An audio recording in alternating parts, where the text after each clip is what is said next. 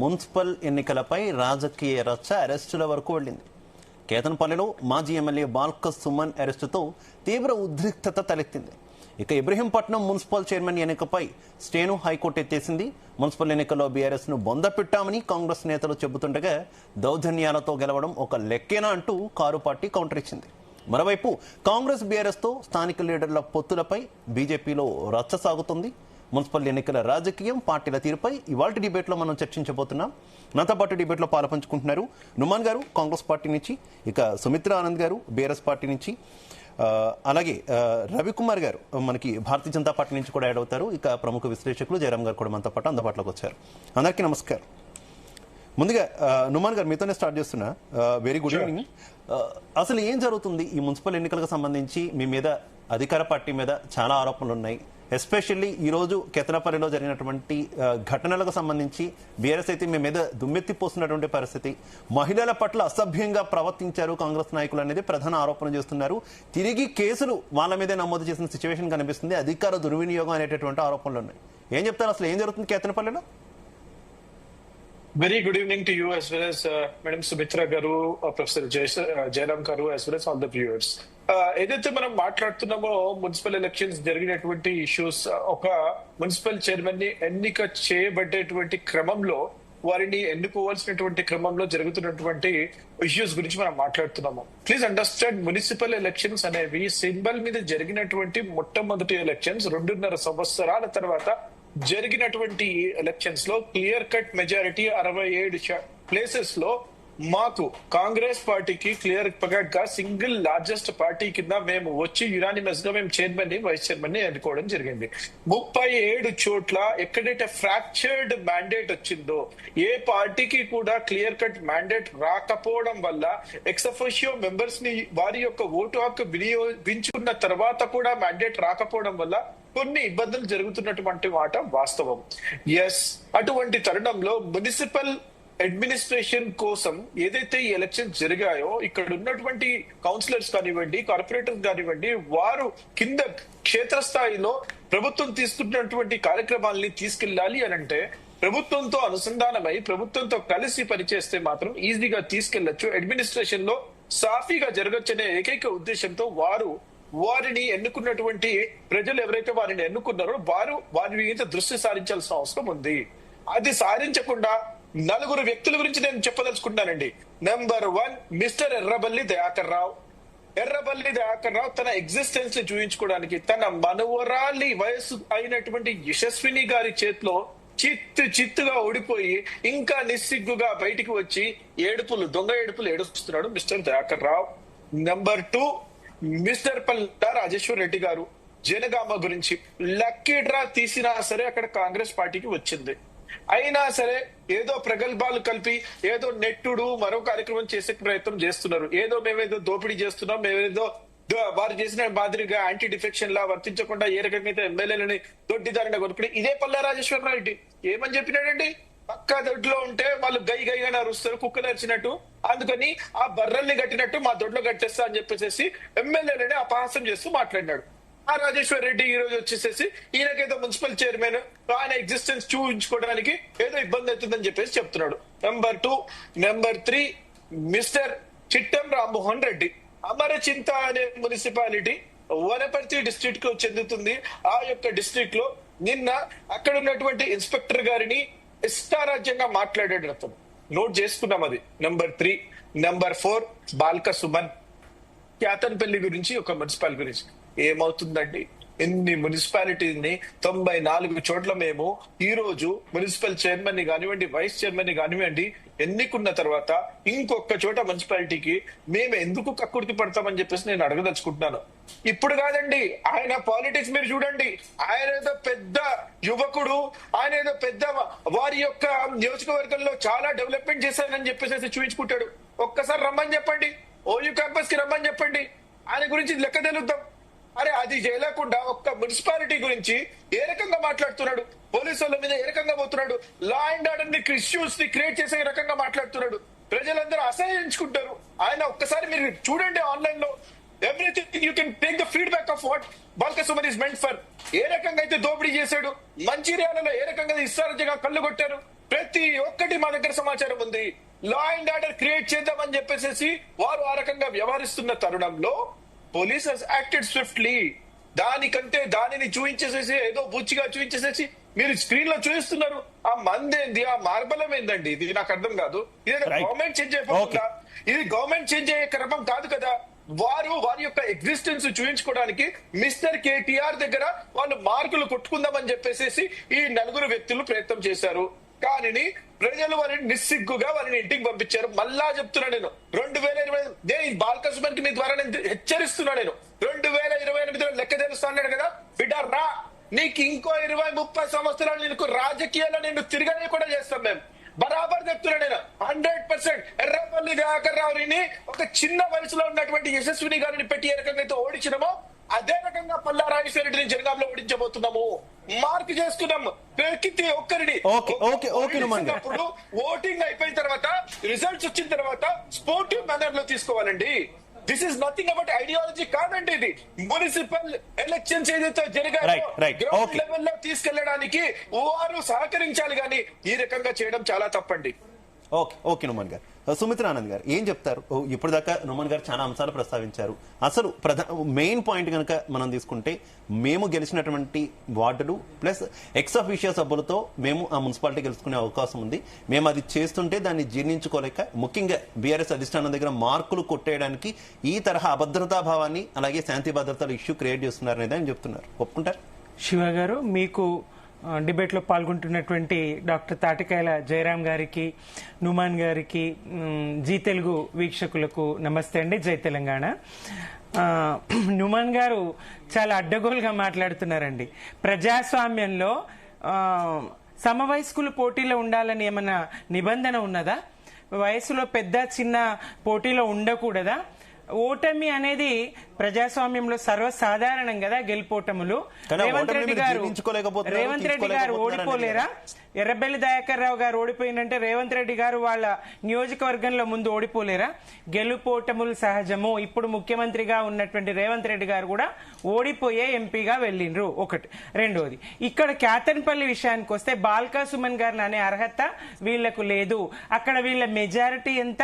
అక్కడ ఉన్నటువంటి 24 మంది కౌన్సిలర్లలో 10 బీఆర్ఎస్ గెలుచుకున్నాం, 4 సిపిఐ, పొత్తులో 2 కూడా సిపిఐ బీఆర్ఎస్ 14 అయినాయి. 14 ఉన్న చోట 7 కాంగ్రెస్, 1 ఇండిపెండెంట్. ఆ ఇండిపెండెంట్ ను చేర్చుకున్న వాళ్ళు 8. ఎక్స్ అఫిషియో ఓట్లు 2 తండ్రి కొడుకులు ఇద్దరి ఎంపీవి మంత్రి గారు వేసుకున్న 10. ఇక్కడ ఎవరి మెజారిటీ ఉంటదండి? ఇక్కడ శాంతి భద్రతలకు విఘాతం కలిగిస్తూ ఎన్నికల వ్యవస్థను ప్రజాస్వామ్యాన్ని కూనీ చేస్తూ రెండవసారి ఎట్లా వాయిదా వేస్తారండి? అక్కడ ఉన్నటువంటి సిపిఐ సభ్యుడిని బలవంతంగా కుర్చీతో సహా ఎత్తుకెళ్లే ప్రయత్నం ఆ ఇండిపెండెంట్ అభ్యర్థిని పంపించి, అక్కడ సీసీ ఫుటేజ్ కనుక తెస్తే, ధైర్యం దమ్ము ఉంటే అది బయట పెడితే అక్కడ ఏం చేశారు, ఏం జరిగింది ఆ హాల్లో, ఎన్నిక హాల్లో అనేది క్లియర్ అవుతుందండి. వాళ్ళు దాడికి తెగబడితే అక్కడ ఉన్నటువంటి సభ్యులందరూ ఆయనకు రక్షణగా ఎక్కడికి తీసుకెళ్తారు, మా సభ్యుడిని ఎక్కడికి తీసుకెళ్తారు, ఇది ఎక్కడ న్యాయం అని రెండోసారి జరిగినటువంటి ఎన్నికల్లో ప్రశ్నిస్తే ఆ మహిళా సభ్యులను కూడా చూడకుండా ఇష్టం వచ్చినట్టు తాగొచ్చి తెగబడి ఇష్టం వచ్చినట్టు వాళ్ళ మీద తగలరాని చోట తగులుతూ. వినండి వినండి వినండి మీరు వినండి వినండి వినండి మీరు మీకు సీసీ ఫుటేజ్ తెప్పించే దమ్ము ధైర్యం ఉన్నదా? హ్యూమన్ గారు తప్పు. సీసీ ఫుటేజ్ తెప్పియండి మీరు, సీసీ ఫుటేజ్ తెప్పియండి మీరు. ఆ దమ్ము ధైర్యం ఉన్నదా? 14 మంది ఎన్నికైనటువంటి చోట 14 మంది ఎన్నికైనటువంటి బీఆర్ఎస్ బలము 14 మంది. మీ బలం ఎంత? ఎక్స్ అఫీషియో ఓట్లు కలుపుకున్న 10 మందే. ఒకటి. అక్కడ రాజకీయ ప్రసంగాలు చేయవచ్చా? మంత్రి గారు స్వయంగా అక్కడ రాజకీయ ప్రసంగం చేసిండ్రు. మీరు అధికార పార్టీతో ఉంటే మీకు లాభం, మీరు అధికార పార్టీతో ఉంటే అభివృద్ధి జరుగుతుంది. ఏదండి రాష్ట్ర వ్యాప్తంగా లేని ఎన్నికల హాల్లో చేస్తారా? అది ఎన్నికల హాల్లో ఎన్నికల నిబంధనలకు తూట్లు పొడుస్తూ మంత్రి గారు ఎన్నికల హాల్లో మాట్లాడొచ్చా? ఎంఆర్ఓ గారు, పోలీసులు, చట్టము అంతా కళ్ళు మూసుకొని. నుమాన్ గారు మీరు ఆగాలండి, మీరు ఆగండి. ఎన్నికల హాల్లో మంత్రి గారు స్వయంగా అట్లా మాట్లాడుతూ ఇంకా ఎన్నికను వాయిదా వేస్తూ వాళ్లకు బ్రేక్ కావాలని వాష్రూమ్కి వెళ్తామని బ్రేక్, రకరకాలుగా అక్కడ ఎట్లా అయితే వాయిదా వేయాలని ఎంఆర్ఓ గారు 2 నిమిషాల సమయం ఇస్తున్నా గొడవ సద్దుమణుగుతే సరి, లేదంటే వాయిదా వేస్తా అని చెప్పేసి ఆ 2 నిమిషాలు కూడా కాకముందు 1 నిమిషంలో ఎన్నిక వాయిదా. ఒకటోసారి అయితే మర్నాడు ఉంటది వాయిదా పడితే, రెండోసారి వాయిదా పడితే ఎట్లా? ఏంటి అసలు ఏం చేయాలనుకుంటున్నారు ప్రజాస్వామ్యాన్ని? ఇదెక్కడి దుర్మార్గము? ఒక్కరున్న చోట కాంగ్రెస్ గెలుస్తుందా? 10 మంది ఉండి 14 మంది ఉన్న చోట ఏది మెజారిటీ? వాళ్ళు ఎక్సఫేషియో ఓట్లు కలిపినా అక్కడ రారు. కేతన్పల్లిలో డబ్బుతోని అన్ని కొనలేరు, అధికార మదంతోని ప్రతి చోట్ల కుట్రలు కుయుక్తులు. ఎన్నికల ముందు ఏం చేసిండ్రండి? సిట్లు పొట్లు అని దుర్మార్గంగా అటు మీడియా దృష్టి మళ్లించే ప్రయత్నము, బీఆర్ఎస్ క్యాడర్ దృష్టి మళ్లించే ప్రయత్నము, ఇటు సోషల్ మీడియా దృష్టి మళ్లించే ప్రయత్నము, టెలిఫోన్ ట్యాపింగ్ అని సాగదీస్తూ సీరియల్ లాగా దాన్ని మా అగ్రనేతలందరినీ విచారణకు పిలిచి దృష్టి మళ్లించాలనే దుర్మార్గపు ఎత్తుగడ వేయలేదా? మా శ్రేణులందరూ అయ్యయ్యో మా అగ్రనేతల్ని ఇచ్చేస్తారా అని చెప్పేసి వాళ్ళు ఇటు దృష్టి పెడితే, మా సోషల్ మీడియా అంతా ఇటు దృష్టి పెడితే, అన్ని అబద్దాలు ఆడుతూ ఎన్నికలకు ముందు నేను సంక్రాంతి కల్లా రైతు భరోసా ఇస్తానని చెప్పే అయిపోయి ఎన్నికలు రాంగ్ లేదు. శివరాత్రి కూడా అయిపోయింది. ఏది రైతు భరోసా? ఏవి మీరు అవన్నీ కూడా డిస్కస్ చేద్దాం. ఒకసారి మనం జయరాం గారి వెర్షన్ కూడా వినే ప్రయత్నం చేద్దాం. జయరాం గారి ఆడియో క్లియర్ గా ఉందా? క్లియర్ గా ఉంది శివ. జయరాం గారు నమస్తే. జరుగుతున్నటువంటి పరిణామాలు, మున్సిపల్ ఎన్నికలు జరిగేదాకా ఒక ఎత్తు అయితే, ఈ ఫలితాలు వచ్చిన తర్వాత ముఖ్యంగా ఎక్కడైతే హంగ ఏర్పడిందో అక్కడ ఏ రకమైనటువంటి పరిస్థితులు ఉన్నాయి? అఫ్ కోర్స్ పార్టీలన్నీ ఏ పార్టీకి ఆ పార్టీ సిద్ధాంతాలు లేకుండా కలిసిపోవడం ఒక విషయం అయితే, మిగిలిన చోట ఈ కేతనాపల్లి లాంటి మున్సిపాలిటీ మనం చూసుకుంటే అక్కడ జరుగుతున్నటువంటి రణరంగం మనం చూస్తున్నటువంటి సిచ్యువేషన్ ఏ రకంగా చూస్తారు? మీ అభిప్రాయం ఏంటి ఈ అంశానికి సంబంధించి? అంటే కేతనపల్లి హైలైట్ అవుతుంది. అలాగని చెప్పేసి భువనగిరిలో ఒక కౌన్సిలర్ని రాజగోపాల్ రెడ్డికి తీసుకుని వెళ్తుంటే ఆమె కార్ నుంచి దిగి పారిపోయిన సీన్స్ కూడా మనం మీడియాలో చూసాం. అది కూడా చూసాం. అంటే ఇక్కడ జరిగింది అక్కడ జరగలేదని కాదు. సో పాలకుర్తిలో కూడా అలాంటి ఇష్యూస్ జరుగుతూ ఉన్నాయి. అంటే అధికారం, ముఖ్యంగా రాజకీయ పార్టీలకు అర్థం కావాల్సిందంటే అధికారంలో ఉన్నప్పుడు కొంచెం జాగ్రత్తగా ఉండాలి. దానికంటే ఇష్టానుసారంగా బిహేవ్ చేయడం అనేది ప్రజలు గమనిస్తుంటారనే విషయాన్ని పాలకులు గమనించాలి. ప్రతిపక్ష పార్టీలతోనే ఎట్లా డిఫరెంట్ గా ఒకంత స్పీడ్ ఉంటుంది. దాంట్లో ఎవరేమి కాదని, ప్రతిపక్షంలో ఎవరున్నా కూడా ఉంటారు. అలాగని చెప్పేసి చట్ట విరుద్ధంగా ఎవరు ప్రవర్తించినా కూడా ఎక్స్క్యూజ్ చేయొద్దు. అది ప్రతిపక్షమా పాలక పక్షమా. కానీ ఇక్కడ కాపలా ఉండాల్సిన పోలీసులే సో కాపలా ఉండకుండా హాని చెప్తుంటే అది కొంచెం బాధాకరమైన విషయం. బాధాకరమైన విషయం. అంటే ఓవరాల్ గా జరుగుతున్నది ఏంటంటే గొడవలు, తన్నుకోవడాలు, పంచుకోవడం లోపల ఇబ్బందులు, దాంతో పాటు వచ్చేసి బూతులు, దాంతో పాటు వచ్చేసి లొల్లులు. అంటే రాజకీయాలంటే ఇవేనా అనేది ఇప్పుడు ప్రజలు ప్రశ్నిస్తే ఏం చెప్తారు? రాజకీయాలు ఇవి కాదు కదా. రాజకీయాలు అనేది ప్రజల పక్షాన ఉండి కొట్లాడాల్సింది ప్రతిపక్షం, ప్రజల శ్రేయస్సు కోసం నిర్ణయాలు తీసుకోవాల్సింది పాలకులు. కానీ ఇది ఏది లేకుండా ఓన్లీ రోడ్ల మీద ఒక రణరంగాన్ని సృష్టించడము, దాది ఒకవైపు ఫేవర్ జరుగుతుందా ఇంకోవైపు ఇబ్బంది జరుగుతుందా అనే విషయం పక్కన పెట్టేస్తే దీనివల్ల మీరేం చెప్పాలనుకుంటున్నారు అనేది చాలా కీలకం. అంటే ఇవన్నీ ఎప్పుడు కూడా ఏదైనా కూడా ఇవాళ పాలకులు రేపు ప్రతిపక్షంలో ఉండొచ్చు, రేపు ప్రతిపక్షంలో ఉన్న వాళ్ళు పాలకులు కావచ్చు, లేకపోతే ఇద్దరు ప్రతిపక్షంలో ఉండొచ్చు. కానీ ఇద్దరు అధికారంలో రావడం అనేది రేర్. అట్లా జరిగిన దాఖలాలు కూడా ఉన్నాయి. రేర్ ఎందుకంటే ప్రాంతీయ పార్టీ ప్లస్ నేషనల్ పార్టీ కాబట్టి ఒకవేళ అలాంటి పొత్తులు దొరికితే ఉంటాయి, దాన్ని కాదనడానికి లేదు. కానీ ఇలా తన్నుకోవడం ఏందనేదే ప్రధానమైన ప్రశ్న. ఇక్కడ మరి ముఖ్యంగా పాలక సుమన్ విషయంలో కావచ్చు, లేకపోతే వివేక్ వెంకటస్వామి విషయంలో కావచ్చు, ప్రజలను మిమ్మల్ని గమనిస్తున్నారనే విషయాన్ని మాత్రం మర్చిపోవద్దు. నేను డీప్ గా ఎవరెవరు ఏంటిదనే దానికి వెళ్ళదలుచుకోలేదు. ఎందుకంటే దాన్ని పక్కన పెట్టేస్తే ఇద్దరు ఒక సామరస్యంగా పరిష్కరించుకోవచ్చు. ఇంతకు ముందు నిమ్మని చెప్పాడు, లేదు ఇట్లా జరగాలి ఇట్లా జరగాలని చెప్పుకుంటారు. ఇంతకు ముందు మేడం చెప్పారు అట్లా కాదు ఇలా జరగాలి. వాస్తవం. అంటే ఇదే సామరస్యంగా మా ఇద్దరు నాయకులు మాట్లాడుకుంటే సమస్య పరిష్కరించుకోవచ్చు కదా. అంటే చర్చలకు ఎందుకు తావు ఇవ్వటం లేదు? ఎందుకు పదే పదే దాన్ని వాయిదాలు వేసుకుంటూ వస్తున్నారు, అక్కడ ఎందుకు ఇష్యూ క్రియేట్ చేస్తున్నారు? అది కదా ఇక్కడ. ఒకవేళ కనుక సుమందే తప్ప అనుకుందామో, సుమంది తప్ప అనుకున్నట్టయితే ప్రజల ముందు ఉండేసి ఈ ఓటు ఉంది, మాకు ఈ పద్ధతిలో ఉంది, ఇక్కడ మాకు పాసిబిలిటీ ఉంది అనే దాన్ని చెప్పొచ్చు, తప్పలేదు. లేదు సుమందే రైట్ అనుకుందాం, తప్పుకోండి. దీనికి దాన్ని బ్లాక్ మెయిల్ ఎందుకు? కానీ బీఆర్ఎస్ వెర్షన్ వేరేలా ఉంది కదా జయరాం గారు. కేవలం ఈ అంశాన్ని మాత్రం అంటే అధికార దుర్వినియోగంతో పాటు మహిళల పట్ల తప్పుడుగా ప్రవర్తించారు అనే కొన్ని ఆరోపణలు కూడా బాల్కసుమన్ చేస్తున్నారు. ఈ నేపథ్యంలోనే దాడికి యత్నించాము, మంత్రి కారు మీద దాడికి యత్నించాము అంటూ కూడా వారు చెప్తున్నటువంటి సిచ్యువేషన్ కదా. మహిళల పట్ల ఏం జరిగిందన్న విషయాన్ని అక్కే చెప్పాలి, మరి ఏం జరిగింది నాకైతే. మహిళా కమిషన్ కు వెళ్ళి మేము ఈ రోజు ఫిర్యాదు చేసి వచ్చాము జయరాం గారు. డాక్టర్ గారు, మేము మహిళా కమిషన్ కు వెళ్లి ఫిర్యాదు చేసి వచ్చినాము. ఈ మహిళా సభ్యులు ఎవరైతే ఒక సభ్యుడిని వీళ్ళు కుర్చీతో అతను రానన్నప్పుడు కుర్చీతో సహా అతను ఎత్తుకెళ్లే ప్రయత్నం చేస్తా ఉంటే ఎక్కడికి తీసుకెళ్తారు మా సభ్యుడిని అని వీళ్ళు అడ్డుకోబోయారు. తగలరాని చోట తగిలితే మహిళలు వెనుకకు జరుగుతారనేటువంటి కుట్ర బుద్ధితోని వాళ్ళని తగలరాని చోట తగులుతూ వాళ్ళని వెనక్కి నెడుతూ ఆ సభ్యుని తీసుకుపోయే ప్రయత్నం చేసిండ్రు.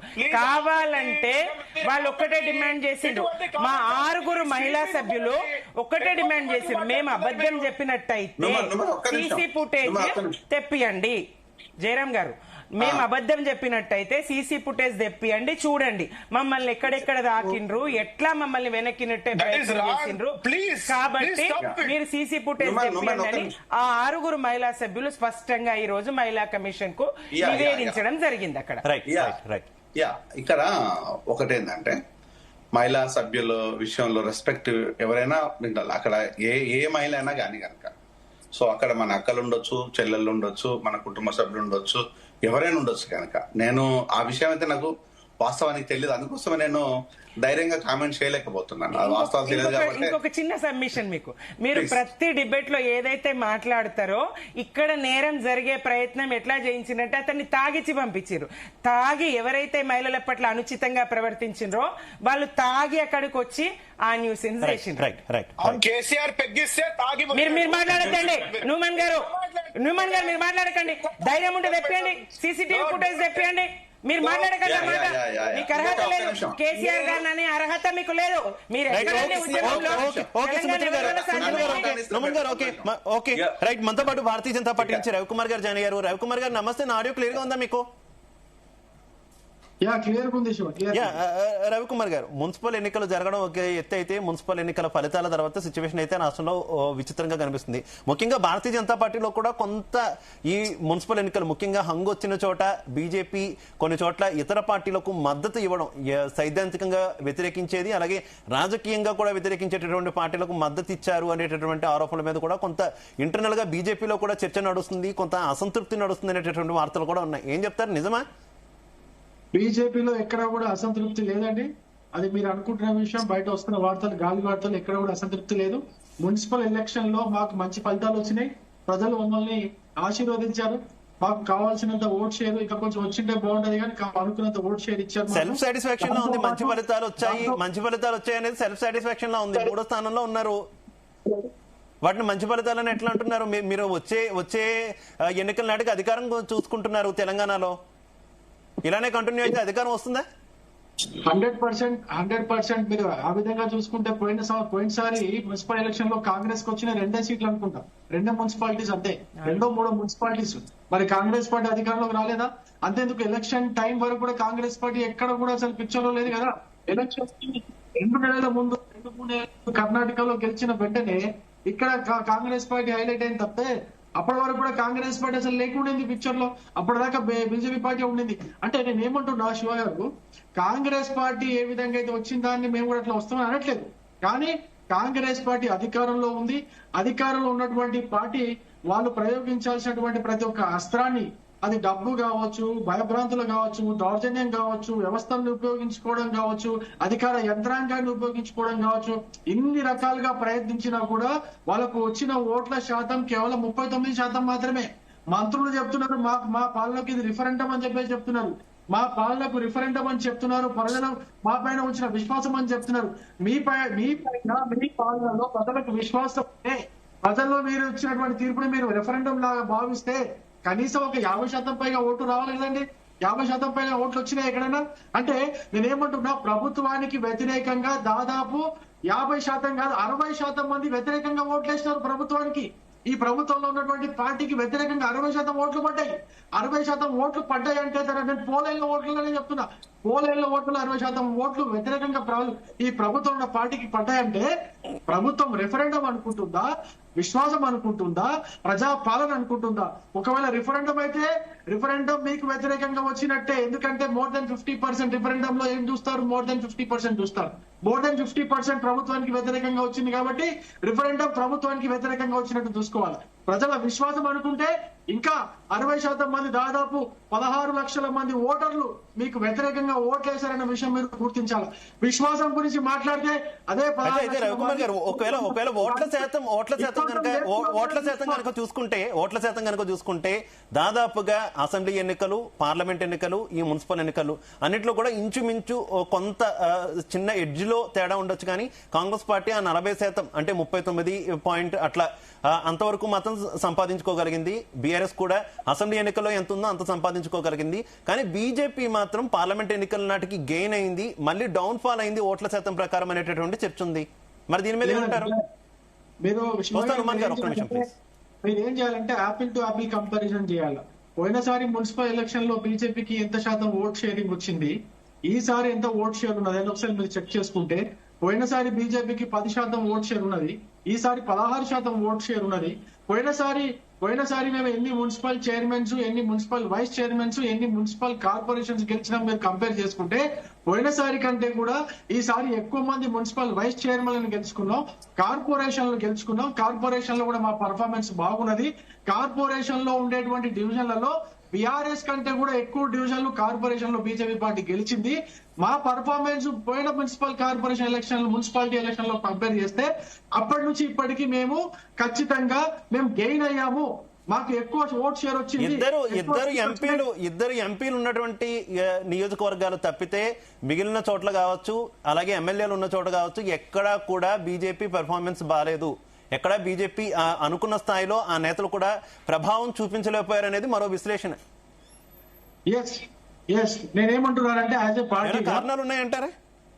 నేనేమంటున్నా యాజ్ ఏ పార్టీగా ఖచ్చితంగా మొట్టమొదటి స్థానాల్లో మా పార్టీ ఉండాలని కోరుకుంటాం. అంటే మేము కోరుకోవడమే కాదు, పార్టీ నాయకులు, పార్టీ కార్యకర్తలు ఒకటే కాదు కోరుకుంటున్నది. ఇక్కడ తెలంగాణ ప్రజలు చాలా మంది బీజేపీ మొదటి స్థానంలో ఉండాలని కోరుకుంటున్నారు. మిగతా 2 పార్టీలు 2-3 స్థానాల్లో ఉండాలని చెప్పేసి చాలా మంది ఓటర్లు కోరుకుంటున్నారు, శ్రేయోభిలాషులు కోరుకుంటున్నారు, ప్రజలు కోరుకుంటున్నారు. ఎస్, దానికి తగ్గట్టుగా మా యొక్క పనిని మెరుగుపరచుకోవడానికి మేము కృషి చేస్తున్నాం. మేము దానికి తగ్గట్టుగా మా యొక్క కార్యాచరణ రూపొందించుకునే ప్రయత్నం చేస్తున్నాం. ఎప్పటికైనా కూడా చూడండి, మాకు రేపు పొద్దున 40% ఓట్లు వచ్చినా కూడా 60% కోసం ప్రయత్నం చేస్తాం, 60% ఓట్లు వచ్చినా కూడా 80% కోసం ప్రయత్నం చేస్తాం. కానీ మా ప్రయత్నంలో ఎప్పుడు కూడా తక్కువ రావాలని మేము ఎప్పుడు కోరుకోం, ఎప్పుడు ఏ రాజకీయ పార్టీ కూడా అనుకోదు.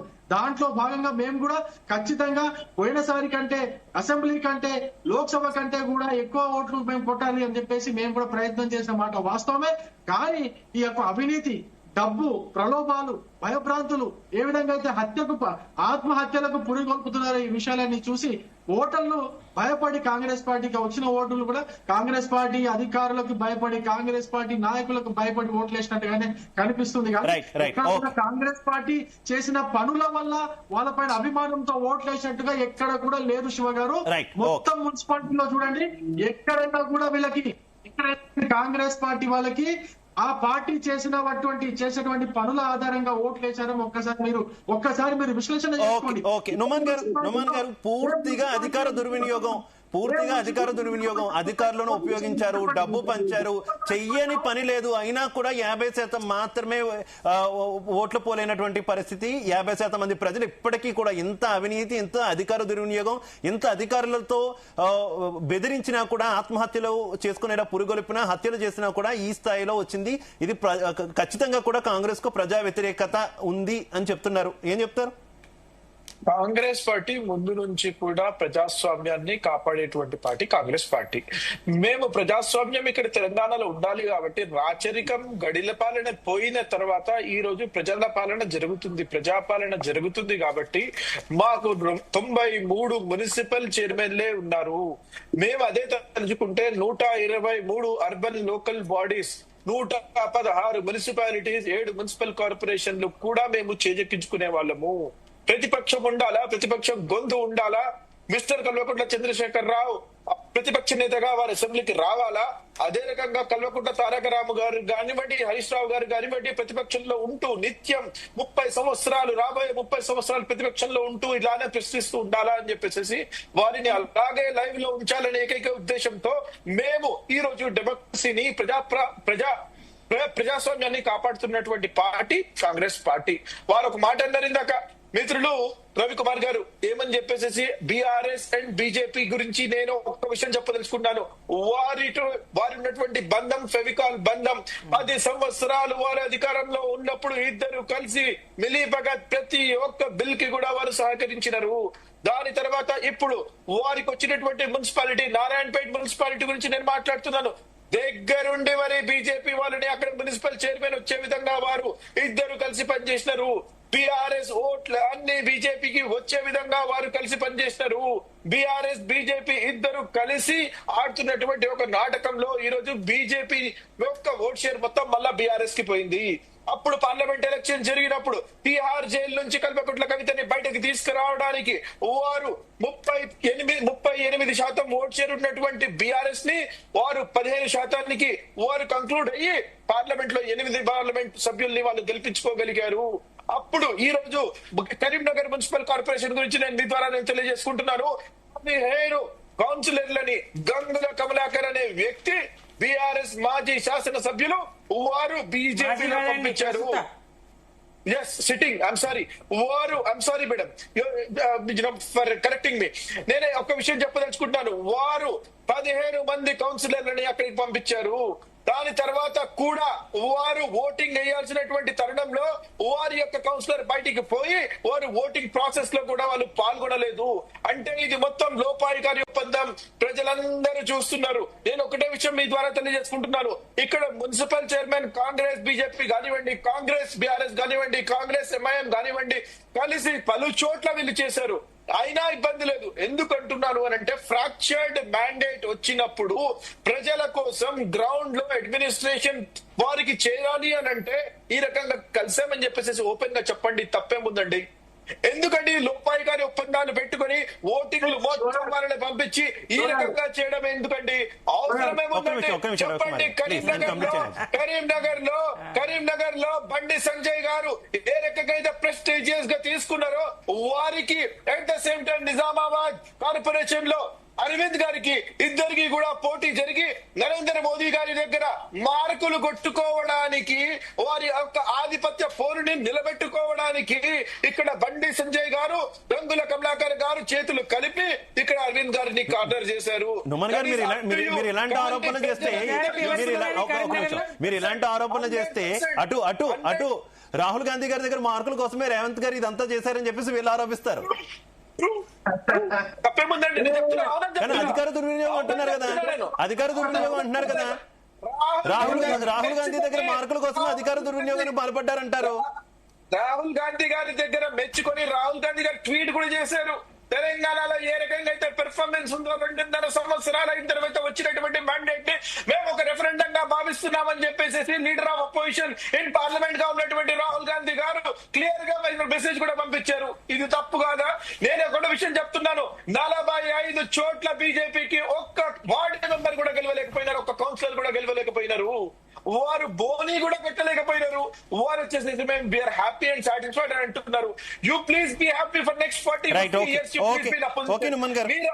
అపోజిషన్ లోనే ఉంటారు, బీఆర్ఎస్ వారు కూడా అపోజిషన్ లోనే ఉంటారు. వారి సొంత ముద్దు బిడ్డైనటువంటి కల్వకుంట్ల కవిత గారు బయటకు వచ్చి ఏ రకంగా చెప్తున్నారు. Right, okay okay okay Naman గారు ఓకే ఓకే సుమిత్ర గారు కంటిన్యూ. ప్రధానంగా మన సబ్జెక్ట్ డివైడ్ ఒకసారి రవి గారు మన సబ్జెక్ట్ డివైడ్ అవడం కాకుండా ఆయన ఒకటే ఆరోపణ చేస్తున్నారు. ఎందుకంటే మున్సిపల్ ఎన్నికల ఫలితాల తర్వాత ఈ హంగొచ్చిన చోట్ల చాలా చోట్ల ఏ రకమైనటువంటి పొత్తులు పొడిచాయి అనేది అందరూ చూశారు. పబ్లిక్ అయితే మమ్మల్ని రాజకీయ పార్టీలు పిచ్చోన్లు చేశారా అని క్వశ్చన్ చేసుకుంటున్నటువంటి సిచ్యువేషన్ కూడా. ఇటువంటి సందర్భంలో ప్రధానంగా ఒకటే ఆరోపణ చేస్తున్నారు, తొలి చేస్తున్న ఆరోపణ బీఆర్ఎస్ బీజేపీ ఒకటే. ఒక్క నిమిషం పార్లమెంట్ ఎన్నికల్లో ఈ ఓట్ షేరు భారతీయ జనతా పార్టీకి బీఆర్ఎస్ నుంచి షిఫ్ట్ అయింది. ఇప్పుడు అదే ఓట్ షేరు వెనక్కి వచ్చింది. ఇద్దరు కూడా మింగిల్ అయిపోయారు అనేది ప్రధాన ఆరోపణ. ఏం చెప్తారు? అయితే మేం బీజేపీ బీఆర్ఎస్ కనుక ఒక్కటైతే ఫలితాలు ఇట్లా ఉండేయండి, ఫలితాలు ఇట్లా ఉండేవి కాదు, కాంగ్రెస్ గెలిచేది కాదు. కాదు కాబట్టి కలవాలని కాదు, వాళ్ళ ఆరోపణలు నిజం కాదు, సత్యం కాదని చెప్తున్నా నేను. బీజేపీ బీఆర్ఎస్ ఒకటనేటువంటి ఆరోపణనే నిజమైతే కవిత గారు అరెస్ట్ గారండి. లిక్కర్ కేసులో కవిత గారు అరెస్ట్ గారు. ఎందుకంటే బీజేపీలో చేరిన వాళ్ళందరూ వాషింగ్ పౌడర్ నిర్మాలే. ఇప్పుడు మీ పొంగులేటి ఇంటి మీద జరిగినటువంటి ఈడి దాడులు ఒక్క విషయమన్నా బయటకు వచ్చిందా అండి? మీరు వాళ్ళు ఒకటి నైనీ బొగ్గు గనుల కుంభకోణం మేం వెలికి తీస్తే మరి కేంద్ర గనుల శాఖ మంత్రి గారు ఇక్కడ ఉంటారు, బీజేపీ మంత్రి గారు, వారు ఏం చర్య తీసుకోరు, మాట్లాడరు. దీన్ని బట్టి రేవంత్ రెడ్డి గారికి రక్షణ కవచం ఎవరు అనేది స్పష్టమవుతుంది కదండి. రేవంత్ రెడ్డి గారి సొంత నియోజకవర్గం పార్లమెంటు నియోజకవర్గంలో బీజేపీ గెలిచింది. రేవంత్ రెడ్డి గారి గతంలో మల్కాజిగిరి రేవంత్ రెడ్డి గారు కదండి, అక్కడ బీజేపీ గెలిచింది. దీన్ని బట్టి ఎవరెవరు మిలాఖత్ అయినరు అనేది తెలుస్తుంది కదా. సహజంగా పార్లమెంట్ అంటే పార్లమెంట్ పరిధిలో మరి కేసీఆర్ గారు అక్కడ అధికారం పొందేది లేదు, అక్కడ పాలించేది లేదు. రెండు జాతీయ పార్టీలు ఏదో ఒకటి అధికారంలోకి వస్తుందని ఆశతోని ప్రజలు ఓటేస్తే ఇటెనిమిది అటెనిమిది మంది ఇస్తే 8 పైసలు కూడా తీసుకురాకుండా రాష్ట్రానికి అన్యాయం చేసిండ్రు. అదే చంద్రబాబు నాయుడు ఇవాళ వరదలు బారి మీరు ఆగండి మీరు మాట్లాడినప్పుడు నేను మౌనంగా ఉన్నా. మీరు ఆగండి మీరు మధ్యలో ఇట్లా ఇది కావద్దండి. మీరు ఏదైతే ప్రజాపాలన అని చెప్తున్నారో, మీరు ప్రజాపాలన మీద ఎంత విశ్వాసం ఉంటే చెప్తారండి నేనే రాజు నేనే మంత్రి అని? 20 ఏళ్ళు మాదే అధికారం, 30 ఏళ్ళు మీదే అధికారం అని ఎట్లా చెప్తారండి? ప్రజాపాలనలో ప్రజలకు లేదా అవకాశము? ప్రభుత్వాలను ప్రజలు నిర్ణయించుకోరా? ప్రజాస్వామ్యంలో ప్రజలు రాజులు కాదా? ప్రజాస్వామ్యంలో ప్రజలు మంత్రులు కాదా? రేవంత్ రెడ్డి గారే మంత్రా? రేవంత్ రెడ్డి గారే ఒక్కరే ప్రజనా? తెలంగాణలో 4 కోట్ల ప్రజలలో రేవంత్ రెడ్డి గారు ఒక్కరే ప్రజనా? ప్రజాస్వామ్యంలో రాజులు వద్దు, రాజరికం వద్దు. ఇది ఇంకొకటి, రాజుల పాలన వద్దు, రాజరికం వద్దు, రాజరిక చిహ్నాలు వద్దని చెప్పినటువంటి ఆయన నేను రాజునని ఎట్లా అంటాడండి? ఇదెక్కడి నియంతృత్వ పోకడా? ప్రజలు అన్ని గమనిస్తా ఉన్నారు. కుటుంబ పాలన అని చెప్తారు.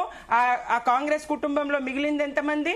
కాంగ్రెస్ కుటుంబంలో మిగిలింది ఎవరిగా? సోనియా, ప్రియాంక గాంధీ పిల్లలు మాత్రం రాజకీయంలో రావాల్సి ఒకటి ఇంకోటి. మీరు మాట్లాడిందని సమాధానం చెప్పినాను, తర్వాత మీరు మాట్లాడండి.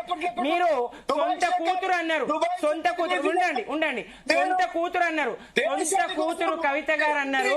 మరి ఇందిరాగాంధీ గారు సొంత కోడలు కాదా? మేనకా గాంధీ గారు ఆమెకు? ఇందిరాగాంధీ గారికి మేనకా గాంధీ గారు భర్తను పోగొట్టుకున్న కొడుకును పోగొట్టుకున్న కోడలు. ఆమె 4 ఎమ్మెల్యేలను గెలిపించుకున్నది. సంజయ్ విచార్ మంచి పార్టీ పెట్టింది. మీ కుటుంబాలు ఏమైనా రాజకీయాల్లో మీరు పదే ఒక ఆయుధం లాగా కవితను వాడుకుంటే మీ 1 వేలు ఇటువైపు చూపిస్తే మిగతా 3 వేలు మీ వైపు చూపిస్తాయండి. మేనకా గాంధీ ఎవరు? మేనకా గాంధీ ఎవరు? కుటుంబాల్లో చిచ్చు పెడతారు. షర్మిలను ఏపీ పిసిసి ప్రెసిడెంట్ ఎట్లా చేసిండ్రండి? ఆ కుటుంబాన్ని జగన్ కి షర్మిలకు మధ్య వివాదం సృష్టించి కదా చేసిండ్రు. బీజేపీతో పొత్తున్నది రేవంత్ రెడ్డి గారికి, రేవంత్ రెడ్డి గారిని కాపాడుతున్నది బీజేపీ. స్పష్టంగా అర్థమవుతున్నది. ఇక్కడ ఆర్ఆర్ ట్యాక్సులు ఇద్దరు మొన్న వచ్చినటువంటి బీజేపీ జాతీయ అధ్యక్షులు కూడా అదే మాట్లాడతారు, ఆర్ఆర్ ట్యాక్స్ ఇక్కడ వసూలు అవుతుందని. ఎలాంటి చర్యలు ఉండవు. అమిత్ షా గారు మాట్లాడతారు, మోదీ గారు మాట్లాడతారు, ఏం చర్యలు ఉండవు. ఆర్ఆర్ ట్యాక్స్ ఏంటి, దాని కథ కమామిష్ ఏంటి బయటకు తీయాల్సిన బాధ్యత లేదా కేంద్రానికి? ఓకే సుమిత్ర గారు, రైట్. జయరాం గారు ఎన్నికల ఫలితాల తర్వాత హంగొచ్చిన ప్రాంతాల్లో పొడిచినటువంటి కొత్త పొత్తులు అందరినీ కూడా విస్మయానికి గురి చేసినటువంటి పరిస్థితి కదా. ఎన్నికల వరకు కూడా ఒకరి మీద ఒకరు దుమ్మెత్తి పోసుకున్నారు. కానీ సిద్ధాంతాలతో సంబంధం లేకుండా మున్సిపల్ పీఠాలు కైవసం చేసుకోవడానికి కొన్ని చోట్ల పొత్తులు పొడిచినటువంటి పరిస్థితి. ఇలాంటి వాటి మీద ఏం చెప్తారు మీరు?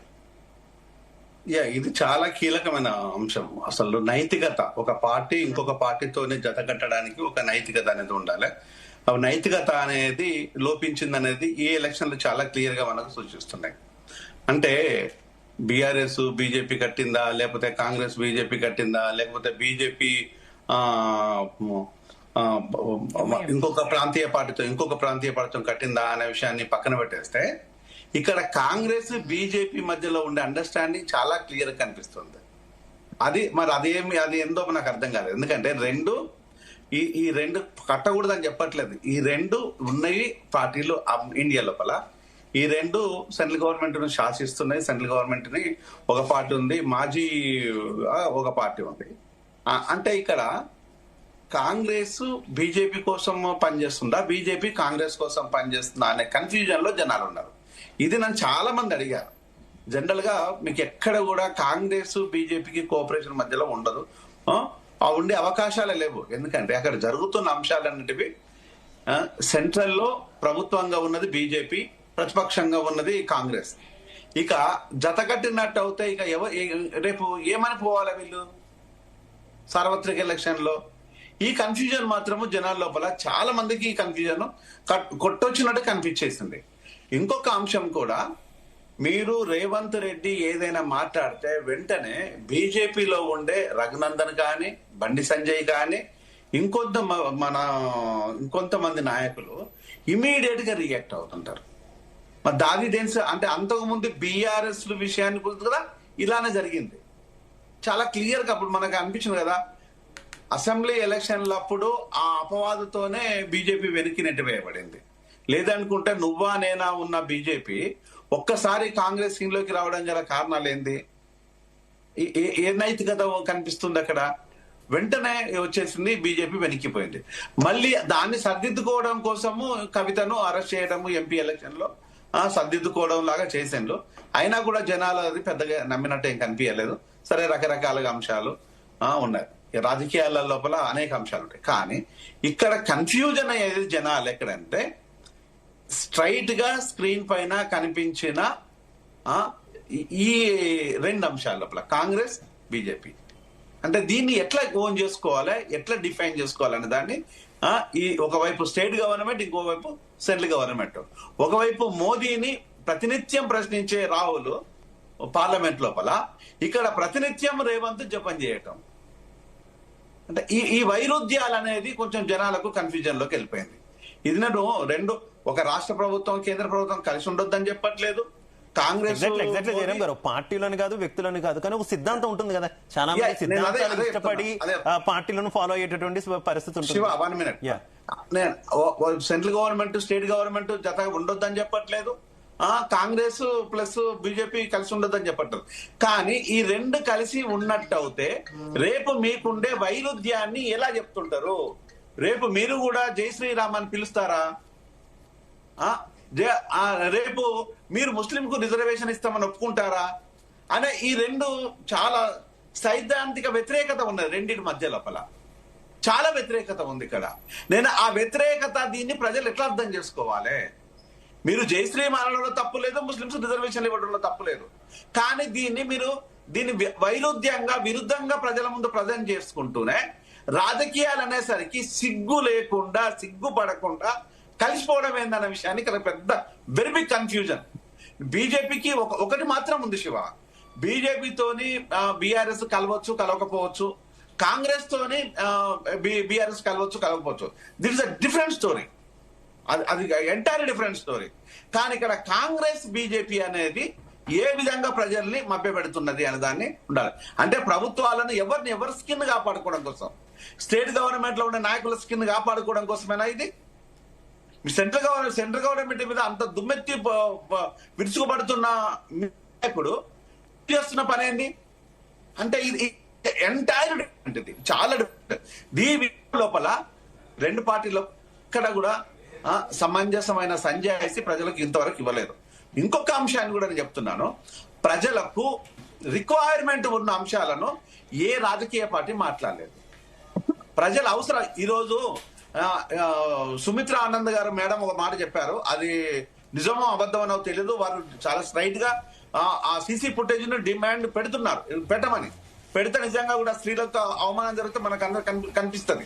కానీ ఈరోజు తాగుబోతులు అనే దాన్ని స్పష్టంగా చెప్తున్నాను నేను. అది ఇది పదే చెప్తున్నాను. ఈ రోజు తాగుబోతులను తయారు చేసి సిగ్గు లేకుండా బిజినెస్లు చేసేసి రేపు తాగుబోతులను ఏ పనైనా చేయొచ్చా? అంటే తల్లి చెల్లి అక్క అనేది మన సంబంధాలే లేవా? ఈ రోజు తాగుబోతులను తయారు చేస్తున్న ప్రభుత్వానికి ఏమాత్రం సిగ్గు లేదా? నేను ఈ మాటను ఇప్పుడు కాదు, గత రోజుకు రాష్ట్రం నాశనం అయిపోతుంది. ఒకవేళ ప్రధాన శత్రువు అనేది ఉన్నట్టయితే ప్రతిపక్షాలు పాకిస్తాన్ కాదు, ఇక్కడ ఆల్కహాల్ అనే చెప్తున్నా నేను.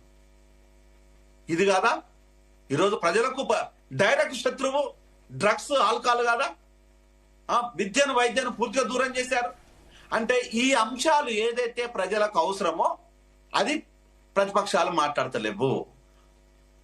ఏదైతే ఈ రోజు ప్రజల నుంచి తీసివేయాలో, ఎలిమినేట్ చేయాలో ఆల్కహాల్ గురించి మాట్లాడతలేదు. ఇది నిజానికి బాధాకరమైన విషయం. రైట్. ఓకే జయరామ్ గారు. రవికుమార్ గారు కంటిన్యూ. నేను ఇంతకుముందు ఆయన మాట్లాడినట్టు నుమన్ చెప్తున్నాడు, బీఆర్ఎస్ పార్టీ బీజేపీ పార్టీ కలిసి అనేక మున్సిపాలిటీస్ లో చైర్మన్ పదవి దక్కించుకోవడానికి ప్రయత్నం చేసినారు, వీళ్ళిద్దరు అక్రమ బంధం అన్నట్టు మాట్లాడుతున్నారు. నేను నుమాన్ గారికి కాంగ్రెస్ పార్టీ ప్రతినిధి లేనట్టున్నాడు డిబేట్ లో. నుమాన్ గారు ఎగ్జిట్ అయ్యారు. ప్రస్తుతం మనకి కాంగ్రెస్ నుంచి లింగం యాదవ్ గారు జాయిన్ అయ్యారు. ఆయన కంటిన్యూ చేసేటప్పుడు మీరు కంటిన్యూ అవ్వండి. నేనేమంటున్నానంటే బీఆర్ఎస్ పార్టీ కాంగ్రెస్ పార్టీ కలిసి ఎన్ని మున్సిపాలిటీస్ లో చైర్మన్ పదవిని దక్కించుకున్నాయి అది కూడా ఆయన దగ్గర ఇన్ఫర్మేషన్ ఉంటే బాగుండని చెప్పేసి నేను ఆయన దగ్గర ఇన్ఫర్మేషన్ లేని దానికి ఐ ఫీల్ పిటి నుమాన్ గారు. ఒకటి. రెండోది, ఇదే కాంగ్రెస్ పార్టీ, ఇదే బీఆర్ఎస్ పార్టీ ఎంఐఎం తో కలిసి సిపిఎం తో కలిసి ఎన్ని మున్సిపాలిటీస్ లో వీళ్ళు చైర్పర్సన్ పదవులు కొట్టినారు. ఇదే నిజామాబాద్ లో కాంగ్రెస్ బీఆర్ఎస్ కలవలేదా? బీజేపీని దూరంగా పెట్టడానికి, బీజేపీని అధికారానికి దూరంగా పెట్టడానికి కాంగ్రెస్ బీఆర్ఎస్ కలవలేదా? కాంగ్రెస్ బీఆర్ఎస్ ఎంఐఎం కలవలేదా? అనేక మున్సిపాలిటీస్ లో కాంగ్రెస్ బీఆర్ఎస్ కలిసి మున్సిపల్ చైర్మన్ పదవిని దక్కించుకోలేదా? ఎక్కడ మాట్లాడుతున్నారండి? నేను అందుకే అన్నాడు, కాంగ్రెస్ పార్టీ కావచ్చు, బీఆర్ఎస్ పార్టీ కావచ్చు, ఇంకా ఏ ఎంఐఎం కావచ్చు, వీళ్ళు ముగ్గురు కూడా ఒకటే, వాళ్ళ టార్గెట్ ఒకటే, ప్రజల సంక్షేమం, ప్రజల బాగు, ఈ దేశ రాష్ట్ర అభివృద్ధి కాదు. వీళ్ళకి కావాల్సిందల్లా ఒకటే, వాళ్ళ నాయకులు అభివృద్ధి చెందాలా, వాళ్ళ చెంచాలు అభివృద్ధి చెందాలా, వాళ్ళ అనుచరులు అభివృద్ధి చెందాలా. అంతే. ఈ రాష్ట్రం ఎక్కడికైనా పోని, ఈ రాష్ట్రంలో ఉన్న పేదలు ఎక్కడికైనా పోని, ఈ రాష్ట్రంలో ఉన్న రైతులు ఎక్కడికైనా పోని, ఈ రాష్ట్రంలో ఉన్న మహిళలు ఎక్కడికైనా పోని, వాళ్ళకి కావాల్సింది వాళ్ళ నాయకులు, వాళ్ళ అనుచరులు బాగుపడాలా, వాళ్ళ ఆస్తులు సంపాదించుకోవాలా, వాళ్ళ డబ్బులు కూడబెట్టుకోవాలా. రేపొద్దున ఒకవేళ వాళ్ళు ఓడిపోతే, ప్రభుత్వం నుంచి దిగాల్సి వస్తే, వాళ్ళు ప్రభుత్వంలో వచ్చిన వాళ్ళతో అయితే రవికుమార్ గారు ఇవన్నీ ఓకే, మీరు ప్రస్తావించినంత ఓకే. ఇందాక నేను చెప్పింది కూడా అదే.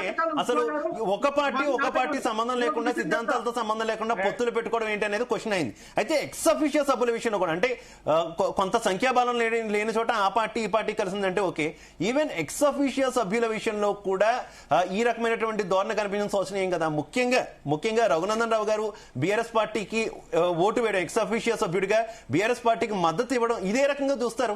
ఇది కరెక్టా? ఎందుకంటే నిత్యం నిద్ర లేచినప్పటి నుంచి కూడా రఘునందన్ రావు గారు వ్యతిరేకించేది బీఆర్ఎస్ పార్టీని. ఆ పార్టీకి సంబంధించిన ఎమ్మెల్యే కారులో వెళ్లి మరి స్వయంగా ఓటు వేయడం అంటే ఇది రకంగా చూస్తారు. అక్కడ వినండి శివగారు, అక్కడ వినండి. అక్కడ ఆ పర్టికులర్ మున్సిపాలిటీలో అధికార పార్టీకి చెందినటువంటి అభ్యర్థి మున్సిపల్ చైర్మన్ కాకూడదన్న ఒకే ఒక ఉద్దేశంతో రఘునందన్ రావు గారు ఆ నిర్ణయం తీసుకొని ఓటు వేసినట్టుగా చాలా స్పష్టంగా ఆయన ఎక్స్ప్లెనేషన్ ఇచ్చుకున్నారు. ఎందుకు అంటే అక్కడ మున్సిపల్ చైర్మన్ ఎవరు అవబోతున్నారు? ఇదే మా పార్టీకి వ్యతిరేకంగా, అంటే మా రఘునందన్ రావు గారికి వ్యతిరేకంగా పోటీ చేసినటువంటి, కాంగ్రెస్ పార్టీ నుంచి పోటీ చేసినటువంటి అభ్యర్థి, ఆయన భార్య కాకూడదు మున్సిపల్ చైర్మన్ అనే ఒకే ఒక ఉద్దేశంతో బాబు కోసం ఆయన బీఆర్ఎస్ తోటి ఓటేసినట్టుగా ఆయన చాలా స్పష్టంగా ఎక్స్ప్లెనేషన్ ఇచ్చుకున్నారు. అది అయిపోయింది. అంతేకాదు నేనేమంటున్నా, మీరు వ్యతిరేకించేటువంటి ఎందుకు రవికుమార్ గారు ఇది నేను మీ ఒక్కరిని అడుగుతున్నదని కాదు, అన్ని పార్టీల మిగిలిన ప్యానలిస్టులు కూడా అడుగుతున్నా. అసలు మరి సిద్ధాంతాలు ఎందుకు, పార్టీలకు సిద్ధాంతాలు ఎందుకు?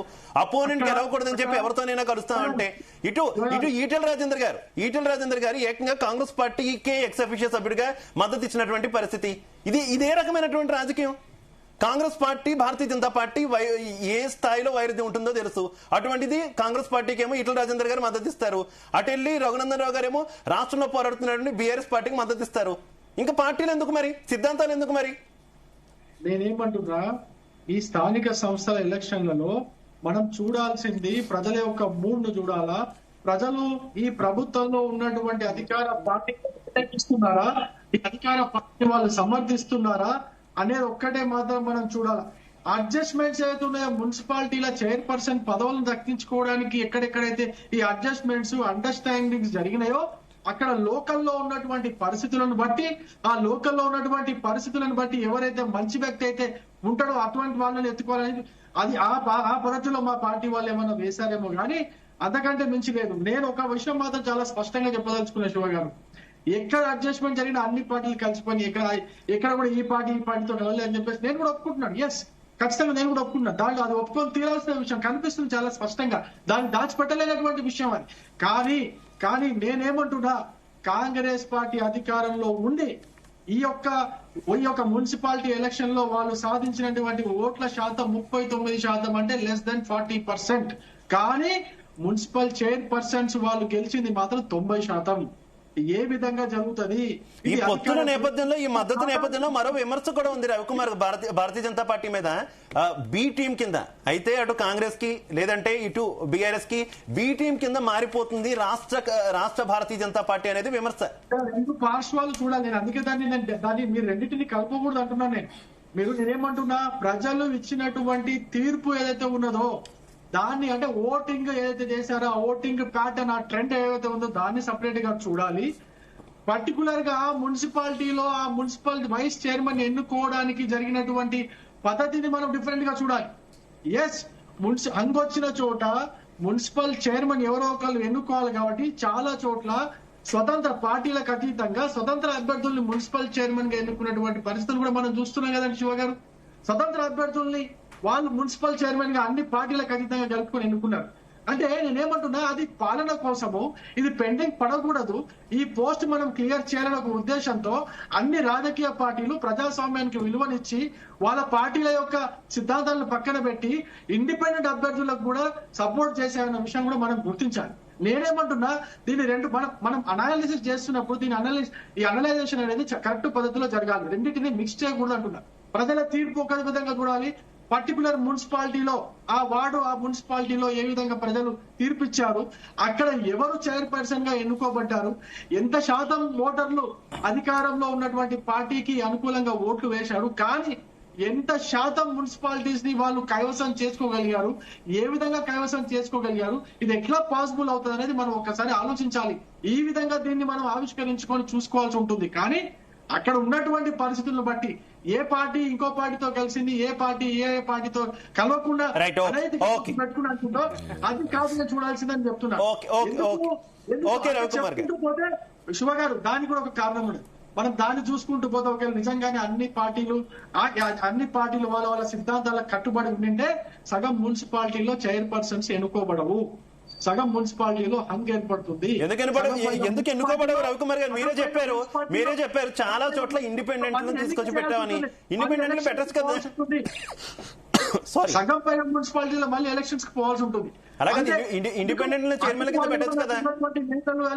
మీరే ప్రస్తావించారు చాలా చోట్ల ఇండిపెండెంట్ కూడా పెట్టాం కదా అని. ఎందుకు ఇండిపెండెంట్ పెట్టచ్చు కదా? ఆ పార్టీ ఈ పార్టీ గెలవకూడదు అనుకున్నప్పుడు రెండు పార్టీలు కలిసి ఒక ఇండిపెండెంట్ చైర్మన్ కింద పెట్టచ్చు కదా, తప్పే ఉంది? పార్టీలే కలిసి పంచుకోవాలా? రెండు పార్టీలు కలిపి అప్పుడు అదే పద్ధతిలో చైర్పర్సన్ మనతో పాటు కాంగ్రెస్ పార్టీ నుంచి లింగం యాదవ్ గారు జాయిన్ అయ్యారు. ఇప్పుడు దాకా కూడా నుమన్ గారు కాంగ్రెస్ పార్టీ నుంచి డిఫైన్ చేశారు. ఇప్పుడు లింగం యాదవ్ గారు జాయిన్ అయ్యారు. నమస్తే లింగం యాదవ్ గారు, ఏం చెప్తారు? ఇప్పుడు దాకా నుమన్ గారు డిఫైన్ చేశారు, చాలా అంశాలు ప్రస్తావించారు. కానీ చాలా అరాచకం జరిగింది ఈ మున్సిపల్ ఎన్నికల్లో, ముఖ్యంగా కాంగ్రెస్ పార్టీ అధికార దుర్వినియోగానికి విపరీతంగా పాల్పడింది అనేది విపక్షాల ఆరోపణ. ఎస్, గుడ్ ఈవినింగ్ అండి. డెఫినెట్ మీకు జీనియస్ ప్రేక్షకులకు కో ప్యానలిస్టులకు డెఫినెట్గా ఇవాళ తెలంగాణ ప్రజాప్రభుత్వం 2 సంవత్సరాలు చేసినటువంటి అభివృద్ధి సంక్షేమ కార్యక్రమాలను ఇవాళ గౌరవనీయ ముఖ్యమంత్రి రేవంత్ రెడ్డి గారి ఆధ్వర్యంలో ఇవాళ మంత్రులు ముఖ్యమంత్రులు అందరూ కూడా సమిష్టిగా, అదేవిధంగా మా పిసిసి ప్రెసిడెంట్ మహేష్ కుమార్ గౌడ్ గారి ఆధ్వర్యంలో ఇవాళ పార్టీ ప్రభుత్వం సమన్వయంతో పనిచేయడంతో పాటు ముఖ్యమంత్రి గారు చేసినటువంటి అభివృద్ధి సంక్షేమ కార్యక్రమాలే ఇవాళ మున్సిపల్ ఎలక్షన్ లో కాంగ్రెస్ పార్టీ 80% పైగా ఇవాళ స్థానాలు గెలవడం జరిగింది. అంటే పార్లమెంట్ నుంచి ఎలక్షన్ నుంచి మొదలు పెట్టుకుంటే పంచాయతీ ఎలక్షన్స్ వరకు మొన్ననే జరిగినటువంటి జూబ్లీస్ by election, cantonment by elections, ఇవాళ లేటెస్ట్ గా మున్సిపల్ ఎలక్షన్లు. అంటే ఇవాళ తెలంగాణలో ఎలక్షన్స్ ఏదైనా కూడా గెలిచేది కాంగ్రెస్ పార్టీ మాత్రమే అనేది ఇవాళ ప్రజలు ఈ ప్రభుత్వానికి కాంగ్రెస్ పార్టీకి మరొకసారి స్పష్టమైన తీర్పు, అంటే 80% పైగా ఇవాళ గెలిచినవంటే ఇవాళ ప్రభుత్వ తీరుకు నిదర్శనం. అంటే ఇవాళ కాంగ్రెస్ పార్టీ ప్రజాప్రభుత్వం ముఖ్యమంత్రి రేవంత్ రెడ్డి గారు ఇవాళ డిస్టింక్షన్ లో పాస్ అయినారు. ఇవాళ వాళ్ళు మాట్లాడుతున్నారు 10 సంవత్సరాల్లో అధికారంలో ఉన్నటువంటి బీఆర్ఎస్ పార్టీ ఇవాళ వాళ్ళు చేసినటువంటి దుర్మార్గాలు, అవినీతి అక్రమాలు ఏ విధంగా ప్రజాస్వామ్యం లేకుండా ఒక నిరంకుశంగా పరిపాలించిరో ఇవాళ ప్రజలే డిఫరెన్స్ కనబడింది.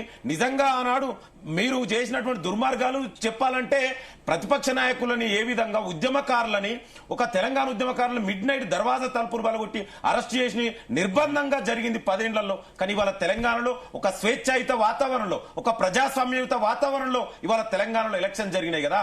ఇవాళ మీరు ఎవరు దుర్మార్గాలు చేసిరండి, మీరు అధికారం కోల్పోయిననే ఫ్రస్ట్రేషన్ తోటి ఇవాళ మీరు ప్రభుత్వం మీద ఏది పడుతుంది మాట్లాడుతున్నటువంటి మీరు మాట్లాడుతున్నారు. నేనే స్వయంగా కంప్లైంట్ ఇచ్చాను. ఎన్నికలు అంటే లింగం మీద గారు స్వేచ్ఛాయుతంగా జరిగాయి అంటున్నారు. ఓకే, ఎన్నికలు జరిగిన తర్వాత ఈ హంగొచ్చిన ప్రాంతాల్లో జరుగుతున్నటువంటి ఇష్యూస్ ఏంటి? అవన్నీ కూడా శాంతియుతంగా జరిగాయి. కేతనపల్లిలో స్పష్టమైన మెజారిటీ బీఆర్ఎస్ ఉన్నది.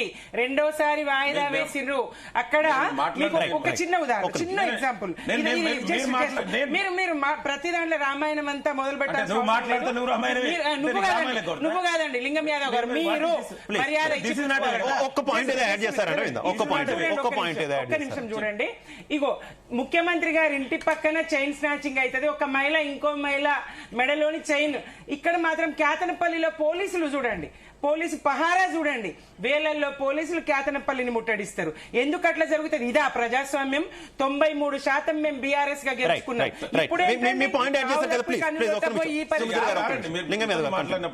అంటే ఇవాళ నిజంగా మీరు 10 ఏళ్లలో చేసినట్టే ఇవాళ కాంగ్రెస్ పార్టీ ప్రభుత్వం ఆ విధంగా చేస్తే ఇవాళ బీఆర్ఎస్ పార్టీ ఇంతగా సీట్లు వచ్చేదా? మీరు ఆనాడు 10 ఏళ్లలో ఎంత నిర్బంధం చేసిరో ఇంకా ప్రజల కళ్ల ముందు కనబడుతున్నాయి. ఇవాళ మీరు మాట్లాడుతున్నారు కేతనపల్లి గురించి.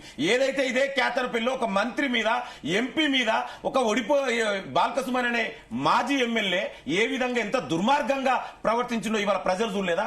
ఒక కాన్వాయ్ మీద, కార్ల మీద రాళ్లు విసిరేసినందుకు అక్కడ జరిగింది. దాంట్లో మీరు ప్రభుత్వం ఏం చేసిందండి? ఇవాళ ఎక్కడ మీరు చేసిన దుర్మార్గాలు ఇవాళ ఈ తెలంగాణ ప్రభుత్వంలో జరగట్లేదు.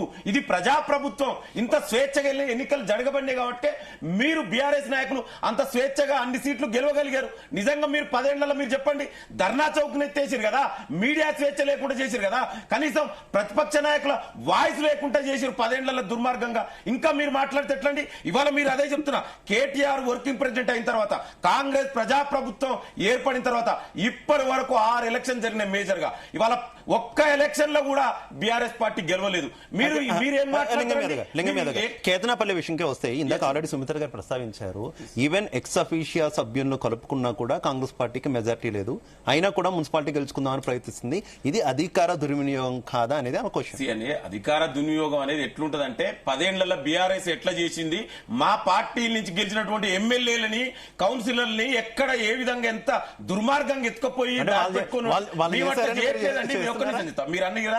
మేము ఇక్కడ ఇది లోకల్ ఎలక్షన్స్ లో ఇవాళ ఇంత ముందుకే మనం మాట్లాడారు. బీఆర్ఎస్ బీజేపీ నుంచి గెలిచినటువంటి ఎంపీ పోయి బీఆర్ఎస్ సపోర్ట్ చేసిండు. ఇవాళ లోకల్ ఎలక్షన్స్ లో అక్కడ ఏ విధంగా కూడా క్యాండిడేట్లు వచ్చి ఎవరి ప్రభుత్వంలో ఇవాళ అభివృద్ధి జరగాలంటే ఇక్కడికి రావాలి, కాంగ్రెస్ పార్టీని గెలిపించాలని వాళ్ళు వస్తారు. కానీ మేము ఎక్కడ కూడా ఎవరిని కూడా మభ్యపెట్టు వాళ్ళు చేసినటువంటి దుర్మార్గంగా మేము చేయట్లేదు కదా. మేము నిజంగా అట్లా చేస్తే అసలు ఇంత దాకా వచ్చేదా? మీరు చెప్పండి, కేతనపల్లిలో ఇంత ఎందుకు జరుగుతుంది? మేము నిజంగా మీరు చేసి కేసీఆర్ చేసినంత దుర్మార్గంగా చేస్తే అసలు ఇష్యూే బయటికి రాదు కదా. డైరెక్ట్ వాళ్ళంతా బీఆర్ఎస్ నుంచి గెలిచినటువంటి కౌన్సిల్ అంతా మేమే తీసుకునేది. మేము ఆ విధంగా వద్దని వాళ్లకు వాళ్ళుగా ఎవరైనా అక్కడ లోకల్ ఉన్నటువంటి అభివృద్ధి జరగాలి. ఈ ప్రభుత్వం ద్వారా మాత్రమే తెలంగాణ అభివృద్ధి జరుగుతుంది.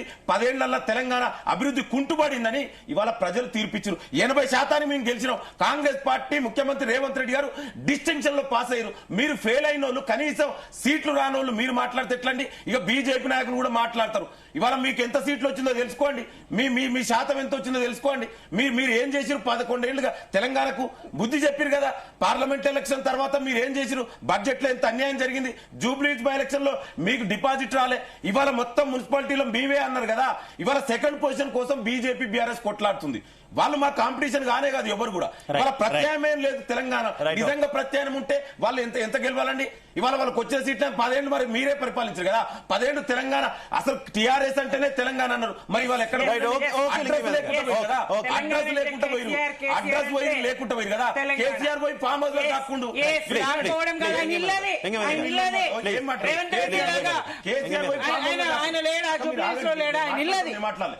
ఇల్లు గిల్లో ప్రజలు చెప్తారు. అదే చెప్తున్నా. ప్రతిపక్ష నాయకుడు గెలిపిస్తేనే అసెంబ్లీకి రానిటువంటి వ్యక్తి కేసీఆర్. రేపు బీఆర్ఎస్ పార్టీ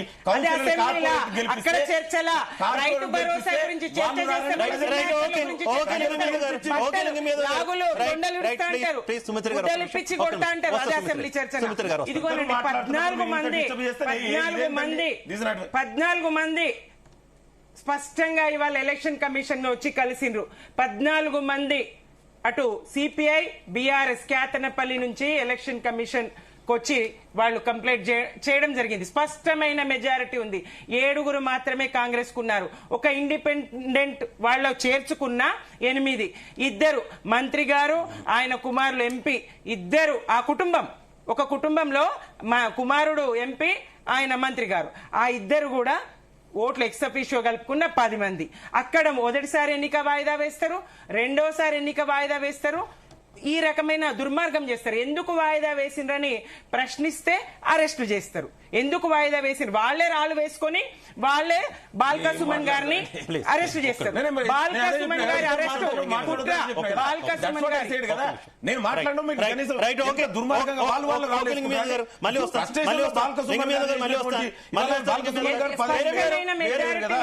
సుమిత్ర గారు ఒక్క నిమిషం. జయరాం గారు, మొత్తం ఈ ఆరోపణలు ప్రత్యారోపణలు, ఈ పొత్తులు చిత్తులు ఇవన్నీ పక్కన పెడితే ఒక్క సంతోషకరమైనటువంటి వార్త, మున్సిపల్ ఎన్నికల్లో 61% పైగా బీసీలు అయితే స్థానాలు గెలుచుకున్నటువంటి సిచ్యువేషన్. దీని మీద మీ కామెంట్ ఏంటి జయరాం గారు? మనం ఇంత ముందు గతంలో కూడా మాట్లాడుకున్నాం, మున్సిపల్ ఎన్నికల్లో ఈ స్థాయిలో అంటే జనరల్ స్థానాల్లో కూడా బీసీలు పెద్ద సంఖ్యలో గెలుచుకున్నటువంటి సిచ్యువేషన్ కదా, ఏం చెప్తారు? గెలుచుకున్న వారిలో అత్యధికంగా ఇండిపెండెంట్లు కూడా ఉన్నారు. అది కూడా మనం రెస్పెక్ట్ చేయాలి. సో ఇండిపెండెన్స్ కూడా అంటే బీసీ సమాజానికి డిఫరెంట్ గా ఇప్పుడు అధికారం కావాలనే ఆలోచన రావడం అభినందించాల్సిన విషయం. ఇలా డౌట్ ఏం లేదు. నాకు బీసీ సమాజం లోపల అధికారం రావాలని కోరుకునే వ్యక్తులలో నేను ముందుంటాను. సో డిఫరెంట్ గా అది ఆ ఆలోచన రావడం కాదు. ఆలోచన వస్తే వాళ్ళు చేసే మొట్టమొదటి పని ఏంటంటే ఎస్సీలతోని ఎస్టీలతోని మమేకం కావడానికి సిద్ధపడతారు. ఆ ఓసీల దగ్గర పోయి బానిస బతకడం అవసరమా, లేకపోతే సమానంగా మన కింది కులాలను గౌరవించడం అవసరమా అనేది చాలా కీలకమైంది. అది ఉండాలి కూడా, రావాలని కోరుకుంటున్నాను. నెక్స్ట్ ఇక్కడ వచ్చేసి నిజానికి కూడా బీసీ సమాజంలో ఈరోజు నిజంగా మీరు బీసీ సమాజానికి కనుక మీరు ఇవ్వాల్సిన టికెట్ ఇచ్చినట్టు అయితే ఈరోజు స్టోరీ డిఫరెంట్ గా ఉంటుంది, చాలా డిఫరెంట్ గా ఉంటుంది. అంటే డిఫరెంట్ గా ఇవ్వరు. ఏ రాజకీయ పార్టీ, ఏ ప్రభుత్వంలో ఉన్న అధికార పార్టీ ఇవ్వడానికి సిద్ధంగా లేదు. ఎందుకు అంటే మనం పెడితే తినాలి తప్పితే రేపు మనకు ఆలోచన చెప్పే విధానము వాళ్ళ దగ్గరకు పోయి పనిచేసే అన్నదాన్ని ఒక అహంకారంతో కూడుకున్న ఆలోచన మన రాష్ట్రంలో జరుగుతుంది. మన దగ్గర కులాలు లేకపోయి ఉండొచ్చు కానీ అహంకారం బల్పు మాత్రం మస్తుగా ఉంది. ఒకవైపు గత ప్రభుత్వం లోపల వెలమ కులాన్ని కంట్రోల్ చేయలేకపోయాం, ఇప్పుడు రెడ్డి కులాన్ని కంట్రోల్ చేయలేకపోతున్నాం. సో ఈరోజు ఒక రెడ్డి అహంకారంతోనే ఎవడు బట్టినా మీకు ఓంగాడు కొంచెం మొదలుకుంటే ఏ ఆఫీసులో పోయినా కూడా అహంకారం కొట్టొచ్చినట్టు కనబడుతుంది. అంటే దీన్ని మనము వెనక్కి నెట్టేయాలంటే బీసీలకు ప్రయారిటీ ఇవ్వాల్సిన పని లేదు. బీసీలు ఎన్నుకుంటే చాలు, బీసీలను ఎస్సీలను కలిపి ఎస్టీలు కలిపి ముగ్గురు ఒకటై ప్రజల్లోకి పోయి అధికారంలోకి రావాలని కోరుకోవడం లోపల ఇది అతిశయోక్తి కాదు, రాదు అనేది పెద్ద కన్ఫ్యూజన్ కూడా ఏం లేదు. అంటే కలిసి పని చేసేదానికి ఉంటుంది. ఇంకోటి, ఈ మధ్య కాలం లోపల రేవంత్ రెడ్డి మీకు సర్వే చేసిన తర్వాత, కాంగ్రెస్ పార్టీ సర్వే చేసిన తర్వాత 56% మన రాష్ట్రంలో బీసీలు ఉన్నారని వాళ్ళు, సరే నేను దాన్ని గౌరవిస్తున్నాను, తేల్చిన తర్వాత 42% వాళ్ళని మేము ప్రయారిటీగా తీసుకుంటాం. ఎక్కడ తీసుకున్నారు? ఎక్కడ తీసుకున్నారా మీరు? అంటే అది మనం అంటే ఇండిపెండెంట్ కూడా ఈ రోజు అత్యధికంగా బీసీలు, నేను పదే చెప్పేది అంటే ఇండిపెండెన్స్ కూడా బీసీలు మీరు టికెట్లు ఇవ్వకుండా గెలిచిండ్రు అంటే ఒకసారి అర్థం చేసుకోవాలి. ఇది ముఖ్యంగా అర్థం చేసుకోవాల్సింది పాలకులు ప్రతిపక్షాలు కాదు, బీసీలు ఎస్సీలు ఎస్టీలు అర్థం చేసుకోవాలి, బహుజనులు అర్థం చేసుకోవాలి. అధికారం వైపు అడుగులేద్దాం, అధికారం వైపు వెళ్దాం, అధికారం వైపు ప్రయాణం చేద్దాం. మీకు నేను ఒక మాట చెప్తానండి. ఒక మహోన్నతమైన వ్యక్తి ఒక మాట చెప్పారు. ఆయన పేరు చెప్తే బాగుండదు కాబట్టి నేను చెప్తాను అవసరం అనుకుంటే. ఒక అత్యున్నతమైన విలువలతో కూడుకున్న వ్యక్తి ఒక ప్రశ్నించే గొంతుకను మనం కంట్రోల్ చేయాలంటే ఆ పార్టీ కన్వర్జేషన్ మెడలో వేస్తే చాలు, ఆల్సేషన్ డాగ్ లాగా మారిపోతారని చెప్తారు ఆయన. అంటే ఒక ప్రశ్నించే గొంతుకను మనము కంట్రోల్ చేయాలంటే ఏం చేసిన పని లేదు, దండం పెట్టి పార్టీల విలువల కన్వే చేయాలి, ఆల్సేషన్ డాగ్ అయిపోతాడు. ఈ మాట చెప్పింది కాంశీరామ్ గారు. బీసీలను ఉద్దేశించి, ఎస్టీలను ఉద్దేశించి, ఎస్సీలను ఉద్దేశించి ఉత్తరప్రదేశ్ గ్రౌండ్ లో చెప్పిన మాట ఇది. అంటే ఈ రోజు ఇది వాస్తవం కాదా? సో ఈ శుభ పరిణామం నేపథ్యంలో ఇప్పటికైనా రాజకీయ పార్టీలు అర్థం చేసుకుంటాయి అనుకోవచ్చా? ఈ 42% రిజర్వేషన్కి సంబంధించి అందరూ పైకి యాక్సెప్ట్ చేస్తున్నారు, అందరూ ఇవ్వాలనే కోరుకుంటున్నారు. కానీ అమలు విషయం దగ్గరకు వచ్చేసరికి ఏ పార్టీ చిత్తశుద్ధి ఏంటి అనేది అందరికీ తెలిసిన విషయమే. ఇక్కడ రాజకీయ పార్టీలు లేవు, ఓన్లీ ప్రైవేట్ లిమిటెడ్ కార్పొరేషన్స్ మాత్రమే ఉన్నాయి. రాజకీయ పార్టీలు ఉన్నట్టు అయితే నేను అటల్ బిహారీ వాజ్పేయి గారిని గౌరవిస్తాను, శ్రీమతి ఇందిరాగాంధీ గారిని గౌరవిస్తాను, రాజీవ్ గాంధీ గారిని గౌరవిస్తాను, ఎన్టీఆర్ ని గౌరవిస్తాను. వీళ్ళు రాజకీయ నాయకులు అనేవాళ్ళు తన కింది నాయకత్వాన్ని ఎంచుకుంటారు, వాళ్ళని ఒక మార్గంలోకి తీసుకెళ్తారు. పెరియార్ వీళ్ళు ఎందుకు అంటే, మీకు ఎన్టీఆర్ పార్టీ పెట్టినప్పుడు ఒక్కడికి ఫేస్ వాల్యూ లేదు అట్లా, అందరిని తీసుకొచ్చేసి మీకు ప్రజల ముందు పరిచయం చేశారు, ఇంక్లూడింగ్ అనేక మంది నాయకులను. నా ప్రొఫెసర్, నా లెక్చరర్ గా చెప్పుకున్న Kadiyam Srihari is my teacher. నేను గౌరవించే కేసీఆర్ గారు, నేను గౌరవించే అనేక మంది, ఇప్పుడు పోచారం శ్రీనివాస్ రెడ్డి, కొంత మంచి వ్యక్తులు ఉన్నారు. అంటే వీళ్ళను అడ్రస్ లేని వ్యక్తులకు కూడా ఒక అడ్రస్ ని క్రియేట్ చేసిన వ్యక్తి ఎన్టీఆర్. దాన్ని గౌరవిస్తాం. ఇందిరాగాంధీ గారిని గౌరవిద్దాం, సేమ్ ఆమె కూడా అలానే చేసింది. వాజ్పేయి గారు ఒకానొక సందర్భం లోపల నా దేశానికి నేను భద్రత ఇవ్వాలంటే ఈ రోజు నాకు కొట్లాడటం కాదు, సహకరించడం అని దాన్ని కదా మనం గౌరవించాల్సి. రవికుమార్ గారు మళ్ళీ ఎన్నికల సందడే మొదలు కాబోయే ఛాన్సెస్ కనిపిస్తున్నాయి. జీహెచ్ఎంసీ ఎన్నికలు రాబోతున్నాయి. ఇప్పటికే జీహెచ్ఎంసీ 3 భాగాలుగా మారినటువంటి సిచ్యువేషన్ ఏంటి? అక్కడ బీజేపీ పెర్ఫార్మెన్స్ ఏ రకంగా ఉండబోతుంది? జిహెచ్ఎంసీలో మీకు తెలుసు శివ గారు, జిహెచ్ఎంసీలో పోయినసారి మేము 48 సీట్లు గెలిచినాం. ఒకటేసారి 48 సీట్లు గెలిచినాం. తర్వాత సరే కొంతమంది ఒక 2-3 పార్టీలు మారిరు, మళ్ళీ చనిపోయిన తర్వాత మళ్ళీ ఉప ఎన్నిక జరిగింది, అప్పుడు మళ్ళీ అపోజిషన్ పార్టీలు మొత్తం 44 సీట్లు ఇప్పటికి కూడా మా కార్పొరేటర్ లో ఉన్నారు. అదే పందాను బీజేపీ కొనసాగిస్తుంది. ఈ 3 మున్సిపాలిటీస్ లో అంటే జిహెచ్ఎంసీకి సంబంధించిన హైదరాబాద్, సెంట్రల్ హైదరాబాద్, సైబరాబాద్, మల్కాజ్గిరి మూడిట్లో కూడా బీజేపీ అత్యధిక సీట్లు గెలిచి ఈ 3 మున్సిపల్ కార్పొరేషన్ లో కూడా బీజేపీ మేయర్లే ఉంటారనే దాంట్లో ఎటువంటి డౌట్ లేదు. ఎందుకు నేను చెప్తున్నానంటే అది ఏ ఎన్నికైనా రవికుమార్ గారు, ఏ ఎన్నికైనా సరే భారతీయ జనతా పార్టీ నాయకులు ఓట్లాడడానికి వస్తుంటే అధికార పక్షం కావచ్చు, అటు విపక్షం బీఆర్ఎస్ కావచ్చు, అడిగే క్వశ్చన్ ఒకటి, కేంద్రం తెలంగాణకి ఏం చేసింది, లేదంటే కేంద్రం ఈ జిల్లాకి ఏం చేసింది, ఇప్పుడు ఈ ఎన్నికలు వస్తే కేంద్రం హైదరాబాద్కి ఏం చేసింది అని అడుగుతారు. ఏం చెప్తారు అప్పుడు?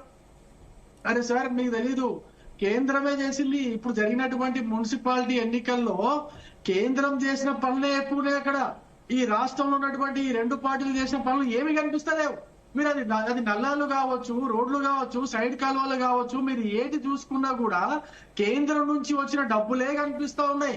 కేంద్రం నుంచి నిజాయితీగా నికార్సుగా ఎక్కడ కూడా మంచులాగా కరిగిపోకుండా 100% డబ్బులు కింద వరకు వచ్చినాయి కనిపిస్తున్నాయి. కానీ ఈ రాష్ట్ర ప్రభుత్వంలో ఇంత ముందున్నటువంటి పార్టీ ఈ పార్టీకి పంపించిన డబ్బులు ఎక్కడ కూడా కనిపిస్తలేవు. మీరు చూడండి, మీరు నాలాలు చూడండి, సైడ్ నాలాలు చూడండి, రోడ్డు చూడండి, అండర్ గ్రౌండ్ డ్రైనేజీలు చూడండి, రోడ్ల యొక్క పరిస్థితి, డబుల్ లైన్ రోడ్డు చూడండి, స్ట్రీట్ లైట్లు చూడండి. అదే విధంగా ఎక్కడైతే మున్సిపల్ కార్పొరేషన్ లో స్మార్ట్ సిటీ పథకం కింద మేమిచ్చినటువంటి అనేక పథకాలు కావచ్చు, స్కూల్స్ కావచ్చు, అదే విధంగా హెల్త్ కేర్ సెంటర్స్ కావచ్చు, ఏది చూసుకున్నా కూడా శివ గారు కేంద్రం నుంచి పంపించిన నిధులకు సంబంధించిన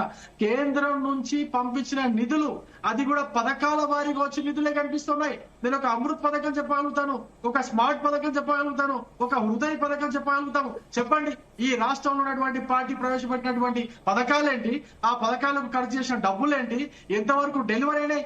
బీఆర్ఎస్ చెప్పండి, కాంగ్రెస్ చెప్పండి, ఇద్దరు కూడా చెప్పలేనటువంటి పరిస్థితి ఉంది. మున్సిపల్ ఎన్నికలు ఓకే రవికుమార్ గారు, సుమిత్రా ఆనంద్ గారు, తీసుకున్నది ఎంత, రాష్ట్రానికి ఇచ్చింది ఎంత, రాష్ట్రం నుంచి కేంద్రం తీసుకున్నది ఎంత, రాష్ట్రం నుంచి కేంద్రం తీసుకున్నది ఎంత, రాష్ట్రానికి ఇచ్చింది ఎంత, ఈ లెక్క తీస్తే కేంద్ర ప్రభుత్వం ఏం సమాధానం చెప్తుంది? తీసుకున్నది ఎంత? అలాంటి లెక్కలే కరెక్ట్ కదా అడిగితే. ఇప్పుడు అలా కాదు, మనం తెలంగాణకు తీసుకున్నా కూడా ఒక నిమిషం మీరు అన్న పాయింట్ నేను చెప్తాను. మనం తెలంగాణకు తీసుకున్నా కూడా హైదరాబాద్ నుంచి ఎక్కువ రెవెన్యూ వస్తుంది, కానీ హైదరాబాద్ కి తిరిగి ఇచ్చేదంతా మిగిలిన జిల్లాలకు ఇచ్చేదంతా ఇలా పోల్చుకోవడం కరెక్ట్ కాదు కదా. ఇది దేశానికి సిచ్యువేషన్ బట్టి రాష్ట్రాలకి సిచ్యువేషన్, దేశానికి ఉన్న సిచ్యువేషన్ బట్టి ఇచ్చేటటువంటి అవకాశం. అట్లా నా క్వశ్చన్ ఒకసారి మీరు వినాలి. ఈ మున్సిపల్ ఎన్నికల పంచాయతీలోనే మనం చూసుకుంటే మొత్తం ఓవరాల్ గా చూసుకుంటే 2వ స్థానంలో బీఆర్ఎస్ నిలిచినటువంటి పరిస్థితి. కానీ కార్పొరేషన్లలో మాత్రం ఏ ఒక్క కార్పొరేషన్ కూడా మీరు గెలుచుకోలేకపోయినటువంటి సిచ్యువేషన్ చూసాం.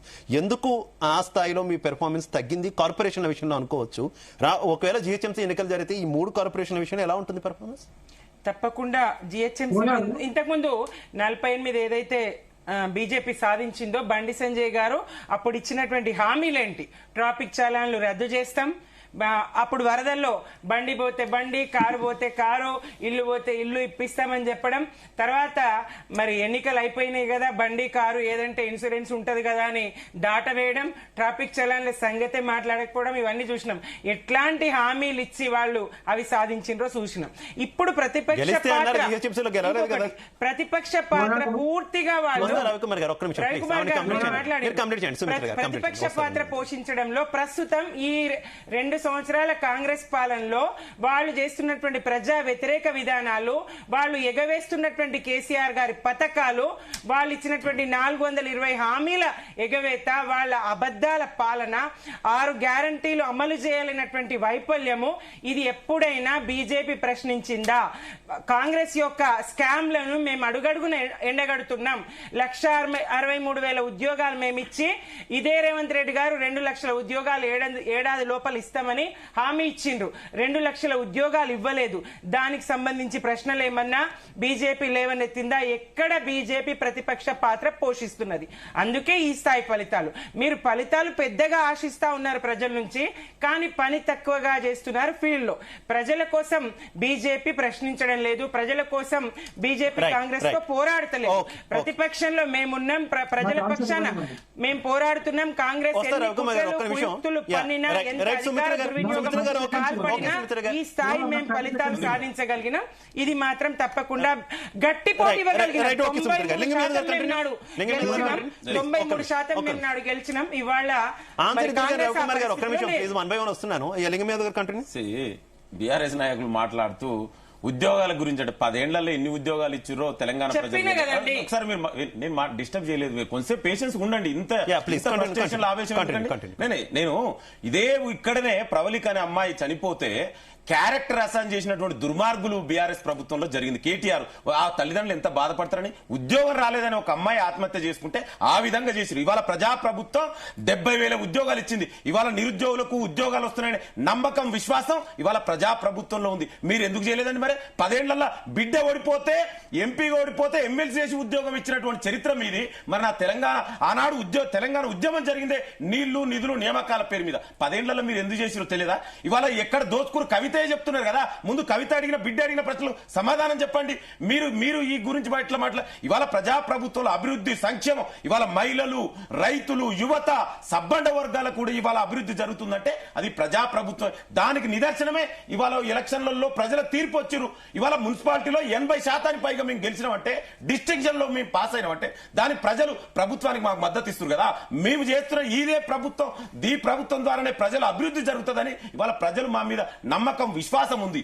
ఇవాళ ఇప్పటికైనా మీరు మారండి. ప్రతిపక్ష పార్టీగా ఈ ప్రభుత్వానికి సలహాలు, సూచనలు ఇవ్వండి. ఒక నిర్దిష్టమైన క్రిటిసిజం చేయండి, కన్స్ట్రక్టివ్ క్రిటిసిజం. అంతే తప్ప ఏదో అధికారం కోసమే, అధికారమే మాకు శాశ్వతం, మేము తప్ప అధికారంలో ఇతరులు ఉండొద్దు అనుకుంటే ప్రజలు మీకు ఈ విధంగానే బుద్ధి చెప్తారు. ఇక అదే విధంగా బీజేపీ నాయకులు వీళ్ళు మాట్లాడితే మేము ఇది చేసినాం, అది చేసినాం అంటారు. నేను సూటిగా ప్రశ్నిస్తానండి, నిర్దిష్టంగా మీ తెలంగాణకి ఏం చేశారు? బడ్జెట్ లో మనమే డిస్కషన్ పెట్టు. బడ్జెట్ లో తెలంగాణకి ఎంత అన్యాయం చేసినండి? మూసీ రీజన్ వేసుకు మీరు ఎన్ని డబ్బులు ఇచ్చినండి? రీజనల్ రింగ్ రోడ్ కు ఎంత డబ్బులు ఇచ్చినండి? తెలంగాణకి ఇప్పటి వరకు ఒక ఐఐఎం లేదండి. ఎందుకు తీసుకురాలేకపోతారు? ఏ తెలంగాణ బిడ్డలు ఐఐఎం వస్తే బాగుపడడం మీకు ఇష్టం లేదా? నవోదయ స్కూల్ మీరు ఎందుకు తెలియదు? ఒక కేంద్రీయ విద్యాలయం ఎందుకు లేదు? ఒక పాలమూరు రంగారెడ్డికి జాతీయ హోదా మీరు ఎందుకు తెలియదు? నా సమ్మక్క సారక్క జాతరకు ఒక నేషనల్ ఫెస్టివల్ మీరు ఎందుకు డిక్లేర్ చేయలేదు? ఇవాళ ఇన్ని మీరు ప్రస్తావించిన అంశానికి నా క్వశ్చన్ వినండి. నేను మిమ్మల్ని కంటిన్యూ చేస్తున్నాను. అన్నిటికీ కూడా మనం అక్కడ రవికుమార్ గారి దగ్గర ఆన్సర్ తీసుకుందాం. కాకపోతే వచ్చే క్వశ్చన్ ఏంటంటే, ఇప్పుడు మున్సిపల్ ఎన్నికలు అంటే ఓకే, కాంగ్రెస్ నెట్టుకొచ్చింది, మొదటి స్థానంలో నిలిచింది. స్థానాల సంఖ్యాపరంగా చూసుకున్నా ఓట్ల శాతంలో దాదాపుగా 40% అయితే వచ్చింది. జీహెచ్ఎంసీ పరిస్థితి ఏంటి? ఎందుకంటే అసెంబ్లీ ఎన్నికల్లో చూసుకున్నా కూడా జీహెచ్ఎంసీలో ఎక్కడా కూడా మెరుగైనటువంటి పనితీరు కనబరచలేదు. వచ్చేది జీహెచ్ఎంసీ ఎన్నికలు, కేవలం పనితీరు సరిగ్గా లేదు, అలాగే అటు ఎంఐఎంతో దోస్తీ ఉన్న కారణంగానే జీహెచ్ఎంసీని 3 ముక్కలు చేశారనేటటువంటి ఆరోపణలు ఉన్నాయి. ఏ రకంగా నెట్టుకు రాబోతున్నారు? హైదరాబాద్ కి అసలు కాంగ్రెస్ అధికారంగా వచ్చిన తర్వాత ఏం చేసింది హైదరాబాద్ కి అనేటటువంటి క్వశ్చన్ కూడా ఉంది కదా. హైదరాబాద్ విషయంలో ఏం చెప్తారు అసలు? ఇవాళ జిహెచ్ఎంసీలో ఇవాళ తెలంగాణను ప్రత్యేకించి ఎకనామిక్ జోన్ గా ఇవాళ ప్రభుత్వం డివైడ్ చేసి, తెలంగాణలో ఇవాళ ప్రత్యేకించి జిహెచ్ఎంసీ అనేది ఇవాళ హైదరాబాద్ లో ఓవర్ బర్డెన్ అవుతుంది. అడ్మినిస్ట్రేటివ్ లో డీసెంట్రలైజేషన్ చేయాలనే ఉద్దేశంతో ప్రజలకు సౌకర్యాలు అంటే పరిపాలన సౌలభ్యం కోసమే ఇవాళ జిహెచ్ఎంసీని ఇవాళ 3 భాగాలుగా విభజించడం జరిగింది. ఇది ఎవరి కోసమో దేనికోసమో కాదండి, దయచేసి అంటే మీరు అర్థం చేసుకోండి. ఎందుకంటే మనం డీసెంట్రలైజేషన్ ప్రజలకు పరిపాలన యాక్సెస్ ఉంటుంది, దాని ద్వారా ఇంకా మరింతగా అభివృద్ధి చెందడం కోసం ప్రజలకు ఉపయోగపడతానే ఉద్దేశంతో ఇది చేయడం జరిగింది. ఇవాళ జిహెచ్ఎంసీలో 100% గెలవబోయేది ఇవాళ కాంగ్రెస్ పార్టీని. దానికి ఒక ఉదాహరణ చెప్తా. ఇవాళ మొన్ననే కేంద్ర మంత్రిగా ఉన్నటువంటి కిషన్ రెడ్డి ప్రాతినిధ్యం వహిస్తున్నటువంటి జూబ్లీ హిల్స్ లో, అంటే సికింద్రాబాద్ సెగ్మెంట్ కిందకి వస్తుంది, ఇదే జూబ్లీ హిల్స్ లో ఏం ఫలితం వచ్చిందో ఎన్ని రోజులు అవుతుందండి? ఇవాళ ఇదే ప్రజలు చూసిరుగా, ప్రజలు తీర్పిచ్చిరుగా. నిజంగా బీజేపీ మేము కేంద్రం నుంచి నిధులు తెచ్చినాం, లేదా కేసీఆర్ 10 ఏళ్లలో కేటీఆర్ మున్సిపల్ మినిస్టర్ నుండి అభివృద్ధి చేస్తే, మరి జిహెచ్ఎంసీలో జరిగినటువంటి 2 బై ఎలక్షన్లు, ఒకటి కూడా కాదు, జూబ్లీ హిల్స్ బై ఎలక్షన్ లో, కంటోన్మెంట్ బై ఎలక్షన్ లో కాంగ్రెస్ పార్టీ గెలిచింది. ఇవాళ ఇంతకంటే ఉదాహరణ మీకేం కావాలి? మీరు ఇదే కేటీఆర్ ఏమన్నాడు? మున్సిపల్ ఎలక్షన్ రాని మేము చూసుకుంటాం, మేము మా సత్తా చూపిస్తాం. మున్సిపల్ ఎలక్షన్ లో బుద్ధి చెప్పారు కదా. అందుకే జిహెచ్ఎంసీలో కూడా 100 మార్క్ మై వాట్ 100% మేమే గెలుస్తున్నాం. కాంగ్రెస్ పార్టీ జెండా ఎగరబోయేది మున్సిపాలిటీలో, జిహెచ్ఎంసీలో కాంగ్రెస్ పార్టీ. మేము నమ్ముకుంది అభివృద్ధిని నమ్ముకున్నాం, మేము నమ్ముకుంది సంక్షేమాన్ని నమ్ముకున్నాం. మీరు ఎంతసేపు భావోద్వేగాల రాజకీయాలు, విషపూరిత రాజకీయాలు, ఒకరేమో భావోద్వేగ రాజకీయాలు, సెంటిమెంట్ రాజకీయాలకు తావులేదు. ప్రజలకు కావాల్సింది అభివృద్ధి, సంక్షేమం. అది కాంగ్రెస్ పార్టీ ద్వారా మాత్రమే ముఖ్యమంత్రి రేవంత్ రెడ్డి వారి ఆధ్వర్యంలో సాధ్యమవుతుందని ప్రజలు నమ్మిరు, విశ్వసిస్తున్నారు. ఇదే ఎలక్షన్ కాదండి, రేపు జరగబోయే ఎంపీటీసీ, జెడ్పీటీ ఎలక్షన్లు అయినా కూడా, ఏ ఎలక్షన్ అయినా తెలంగాణలో రేపు రాబోయే ఏ ఎలక్షన్ అయినా గెలిచేది, గెలవబోయేది కాంగ్రెస్ పార్టీ మాత్రమే. ఓకే లింగం యాదవ్ గారు. జయరాం గారు మీరు కంటిన్యూ అయ్యే ముందు ఒక క్వశ్చన్ కూడా చెప్పేస్తాను. ముఖ్యంగా ఈ ఎక్స్ అఫీషియా సభ్యులు అనేటటువంటిది స్థానిక ఎన్నికల్లో అవసరమా అనేటటువంటి ఒక చర్చ నడుస్తుంది. ప్రజలు ఒక పార్టీకి అంటూ మెజారిటీ ఇచ్చిన తర్వాత మధ్యలో ఎక్స్ అఫీషియా సభ్యులు అంటూ కొందరు రావడం, స్థానికంగా ఉన్నటువంటి ఎమ్మెల్యేలు, ఎంపీలు వీళ్ళు రావడం, ప్రజలు ఇచ్చినటువంటి ఫలితాన్ని, అంటే మెజారిటీ ఎవరికైతే ఇచ్చారో, ఏ పార్టీకి అయితే ఇచ్చారో ఆ మెజారిటీ మ్యాండేట్ ని చేంజ్ చేసేటటువంటి ప్రయత్నం చేయడం, ఇది ప్రజాస్వామ్యమా అనేటటువంటి ఒక చర్చ సుదీర్ఘంగా నడుస్తున్నటువంటి పరిస్థితి కదా. దాని మీద కూడా మీ అభిప్రాయం చెప్పాలి. కంటిన్యూ. డెఫినెట్ గా ఈ ఎక్స్ అఫిషియో గురించి మాట్లాడుతున్నాం. మొన్న కూడా ఇదే మొదటి నుంచి ఇదే చెప్తున్నాను. ఎక్స్ అఫిషియో డెఫినెట్ గా మన రాజ్యాంగంలో పొందుపరిచిందా అనే దాని మీద సందిగ్ధత. దానికంటే కూడా మన సుప్రీంకోర్టులో కానీ, స్టేట్ హైకోర్టులో కానీ రిట్ పిటిషన్స్ దాఖలైనాయి దానిపైన, ఉండకూడదని. కానీ దానిపైన ఎలాంటి జడ్జిమెంట్ ఇంతవరకు వెలువడలేదు. కాబట్టి ఎక్స్ అఫిషియో దీన్ని ఇంటర్ఫియర్ అయిపోయిన తర్వాత కొంత ప్రజలకు ఇబ్బందితో ఫలితాలు తారుమారవడం ఖాయం. ఎందుకంటే ప్రజలిచ్చే తీర్పు పైన నిజంగా నాయకులకు కనుక గౌరవం ఉన్నట్టయితే దీన్ని వ్యతిరేకించేసి వీళ్ళే దాన్ని టర్మినేట్ చేయాల్సిన బాధ్యత ఉంది. కోర్టులో ఉండే కేసులు కానీ అంశాలు కానీ ఉంటాయి. కానీ ఇక్కడ ఏంటంటే ముఖ్యంగా అధికార పార్టీలో ఎవరున్నా కూడా వీళ్ళు చేసే తప్పులను కప్పిపుచ్చుకోవడం కోసము ఇక్కడ ఈ ఫలితాలను ఒక బూచిగా చూపిస్తున్నారు. ఈ ఫలితాలను ఇదే గౌరవంగా చూపిస్తున్నారు. అది బాధాకరమైన విషయం. ఇది ఒక కాంగ్రెస్ కి ఏం వర్తించదు, అన్ని పాలక పార్టీలకు వర్తిస్తుంది. ఏ పాలకులు ఎక్కడ ఉంటే అక్కడ వర్తిస్తారు. దీన్ని గొప్పగా చెప్తున్నారు. మరొక అంశం వచ్చేసి ఇప్పుడు ఏదైతే జిహెచ్ఎంసీని ఇన్ని భాగాలుగా విడదీయాలి అని అనుకుంటున్నాను, అంటే పాలన పరమైన అంశాలని డీసెంట్రలైజ్ చేయాల్సిన అవసరం లేదు. అభివృద్ధిని డీసెంట్రలైజ్ చేయాలి. పాలన పరమైన అంశాలు సెంట్రలైజ్ ఉన్న పెద్ద లాస్ ఏం లేదు. అంబేద్కర్ గారు ఏం చెప్పారంటే, ఎప్పుడైతే రాష్ట్రాలు పెద్దగా ఉన్నప్పుడు రాష్ట్రాలను పెంచేసుకొని అక్కడ డీసెంట్రలైజ్ చేయమని చెప్పిండు. దేనికోసం అంటే అభివృద్ధిని చాలా కీలకంగా ఉంటుందిగా. ఒక్క నిమిషం తమ్ముడు, నేను కాన్స్టిట్యూషన్ విషయాల్లో చెప్తున్నాను, మీ పార్టీ పొలిటికల్ పార్టీతో నాకు అక్కర్లేదు. దాన్ని చెప్పేసి ఆయన చిన్న రాష్ట్రాలకు గౌరవాన్ని ఇచ్చేసి చిన్న రాష్ట్రాలను అభివృద్ధి దశలో పెంచాలి. కానీ మనోళ్ళకి అర్థమని చెప్పాలా, చిన్న రాష్ట్రాలను చేసుకొని దోపిడీని చేసుకుంటూ మనం ఎదుగుదల కోసము దీన్ని ప్రజల ఎదుగుదలగా చూపిస్తున్నారు. అంటే ఒక ఎగ్జాంపుల్ చెప్పాలంటే, వీళ్ళు ఫుల్ బాటిల్ కొట్టేసి 3 పూట్ల బిర్యానీ తినేసి మందు తాగేసిన తర్వాత ప్రజలంతా కూడా హ్యాపీగా ఇట్లనే తింటున్నారు అనుకుంటారు అని ప్రజలకు చెప్తున్నారు. ఇది సిగ్గుపడాల్సిన విషయం. ఇది ఒక పార్టీకో ఒక నాయకుడు కాదు, రాజకీయ నైజం ఇట్లుంది. రాజకీయ నాయకుల నైజం ఇట్లుంది. గత ప్రభుత్వం బంగారు తెలంగాణ అన్నది, బంగారం ఎవరి దగ్గర ఉందో ఎవరికి తెలియదు. ఇది ప్రజా తెలంగాణ అన్నది, అసలు ప్రజలకే ఈ తెలంగాణతో సంబంధం లేకుండా పోయింది. నేను 2 క్లియర్ గా చెప్తున్నాను, ఎలాంటి కన్ఫ్యూజన్ లేకుండా. అంటే ఈ రోజు అప్పుడు వెలమధురుల అహంకారం అయితే ఇప్పుడు రెడ్డి బలుపు ఎక్కువైపోయింది. ఎక్కడ తగ్గిందా? ఎక్కడ తగ్గలేదు. అంటే వీళ్ళను నేనైనా తగ్గించుకున్నానంటే I don't care at all. వాస్తవాలు చెప్తున్నారు. అయితే ఏమవుతుంది, అరెస్టులు, కేసులు, జైళ్ళు పోతాం వస్తాం, అంతకంటే ఏం జరుగుతుంది అనే విషయం నాకు కూడా అర్థమైపోయింది. అంటే ఈ రోజు ప్రజాపక్షాన కనుక నాయకులు మాట్లాడినట్టు అయితే ఈ సెంట్రలైజ్డ్ డీసెంట్రలైజ్డ్ ఏం మాట్లాడాలి, ఎక్కడ మాట్లాడాలి అనేది రేవంత్ రెడ్డికి తెలియదు కాబట్టి ఏదో స్టోరీ చెప్తూ ఉన్నాడు. జనాలు వింటున్నారు అనుకుంటున్నాడు. రవికుమార్ గారు కంక్లూడ్. నేను ఒక 3 పాయింట్ల పైన కంక్లూజన్ ఇస్తాను శివ గారు. ముందుగా మేడం చెప్పి 1 మినిట్, నాకు వేరే కొంచెం పర్సనల్ వర్క్ ఉంది, దయచేసి I exit this place. Thank you Jayaram గారు. కంటిన్యూ రవికుమార్ గారు. అంటే మేడం అన్నట్టు మా దగ్గర నుంచి ఎంత తీసుకొని పోతున్నారు, మాకు ఎంత ఇస్తున్నారు అని చెప్పేసి అడుగుతున్నారు వీళ్ళు. నేను వాళ్ళకి మళ్ళీ నేను చెప్తున్నా, తెలంగాణ ప్రాంతం ఏమి టిఆర్ఎస్ వాళ్ళ యొక్క అదేమి గడిలు కాదు, టోటల్ కాదు. మళ్ళీ ఇంకోసారి మీరు ఆ ప్రశ్న అడగొద్దు.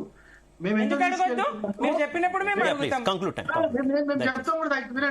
వినండి, మేము ఎంత తీసుకెళ్తున్నామో ఎంత ఇస్తున్నామో లెక్కున్నది, మేము ఎంత పెట్టుకొని ఎక్కడ ఖర్చు చేసుకున్నామో లెక్కున్నది. కానీ మీరు 10 సంవత్సరాల్లో ట్యాక్స్ల రూపంలో ఎంత తీసుకున్నారు, ఎంత దొబ్బిదిన్ని మీ గడిలలో దాచుకున్నారు, ఎంత వరకు దోచి తిన్నారు, ఈ లెక్క చెప్తారా మీరు? ఏం మాట్లాడతారండి? మేము మాట్లాడడానికి ప్రతిదానికి లెక్క ఉంటది, మీకు లెక్క ఉన్నదా? మీ లెక్క ఎక్కడ ఉన్నది? ఎంతవరకు తెలంగాణలో ఉన్నటువంటి ప్లీజ్ కంక్లూడ్ రవికుమార్ గారు.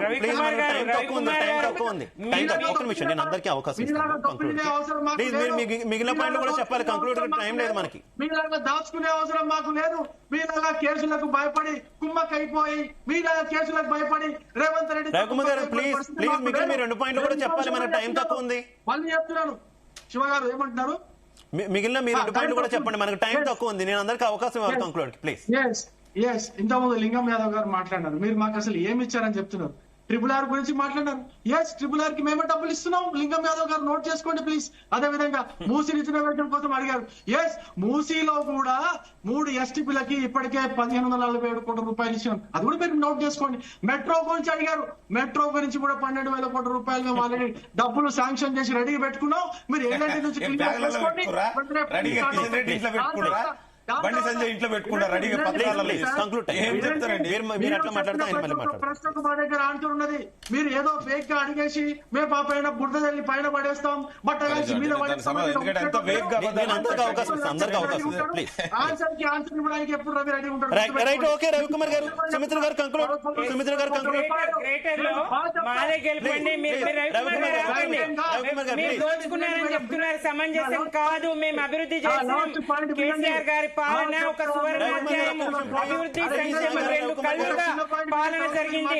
కేంద్రం సహకరించకున్నా, కనీసం సవతి తల్లి ప్రేమ చూపించకున్నా అభివృద్ధి చేసి చూపించినాం.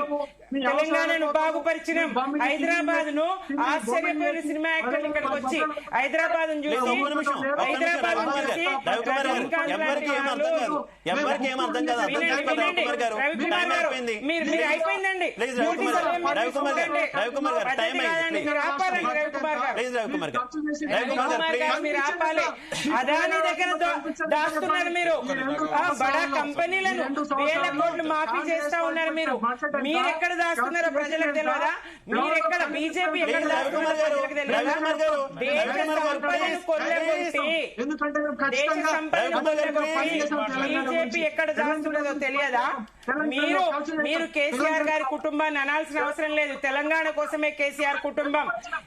మీరు కాంగ్రెస్ కవిత గారిని ఉటంకించాల్సినటువంటి అవసరం లేదు.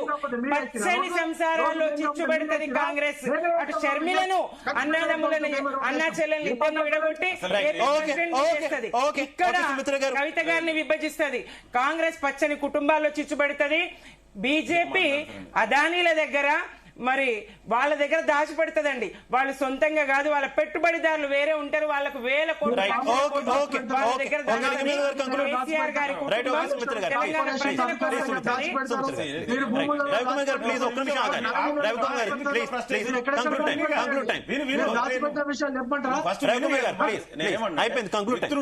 కనీసం ఏం చెప్పిండో ఒక చెప్తే ఒక చదువుకున్న వ్యక్తిగా తెలంగాణకు ఒక తెలంగాణ బిడ్డగా కనీసం బీజేపీ కేంద్ర ప్రభుత్వం తెలంగాణకు మోసం చేసినామని చెప్తాడేమో అనుకున్నా, కనీసం నిజానిజాలు చెప్తాడేమో అనుకున్నా. కానీ ఇంత వేగ్గా పచ్చాబద్దాలు ఐ కెన్ సూట్ యువర్ మీ జీ న్యూస్ ద్వారా ప్రశ్నిస్తున్నాడు. తెలంగాణ మిత్రమా, ఇంత ప్రశ్నేషన్ అవసరం లేదు.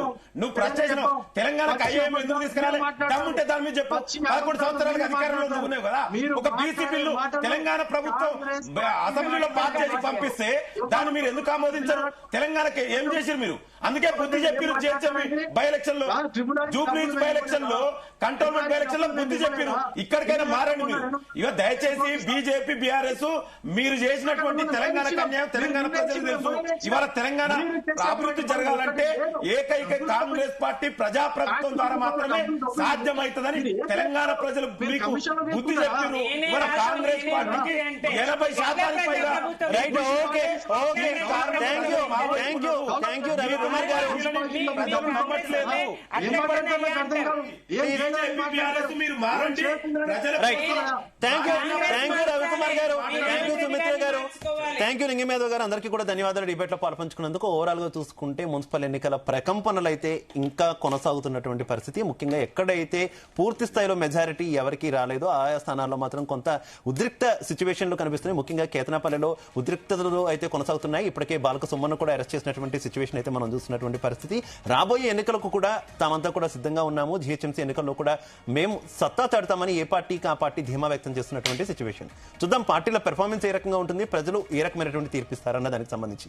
ఇది వాటి debate. Keep watching Zee Telugu.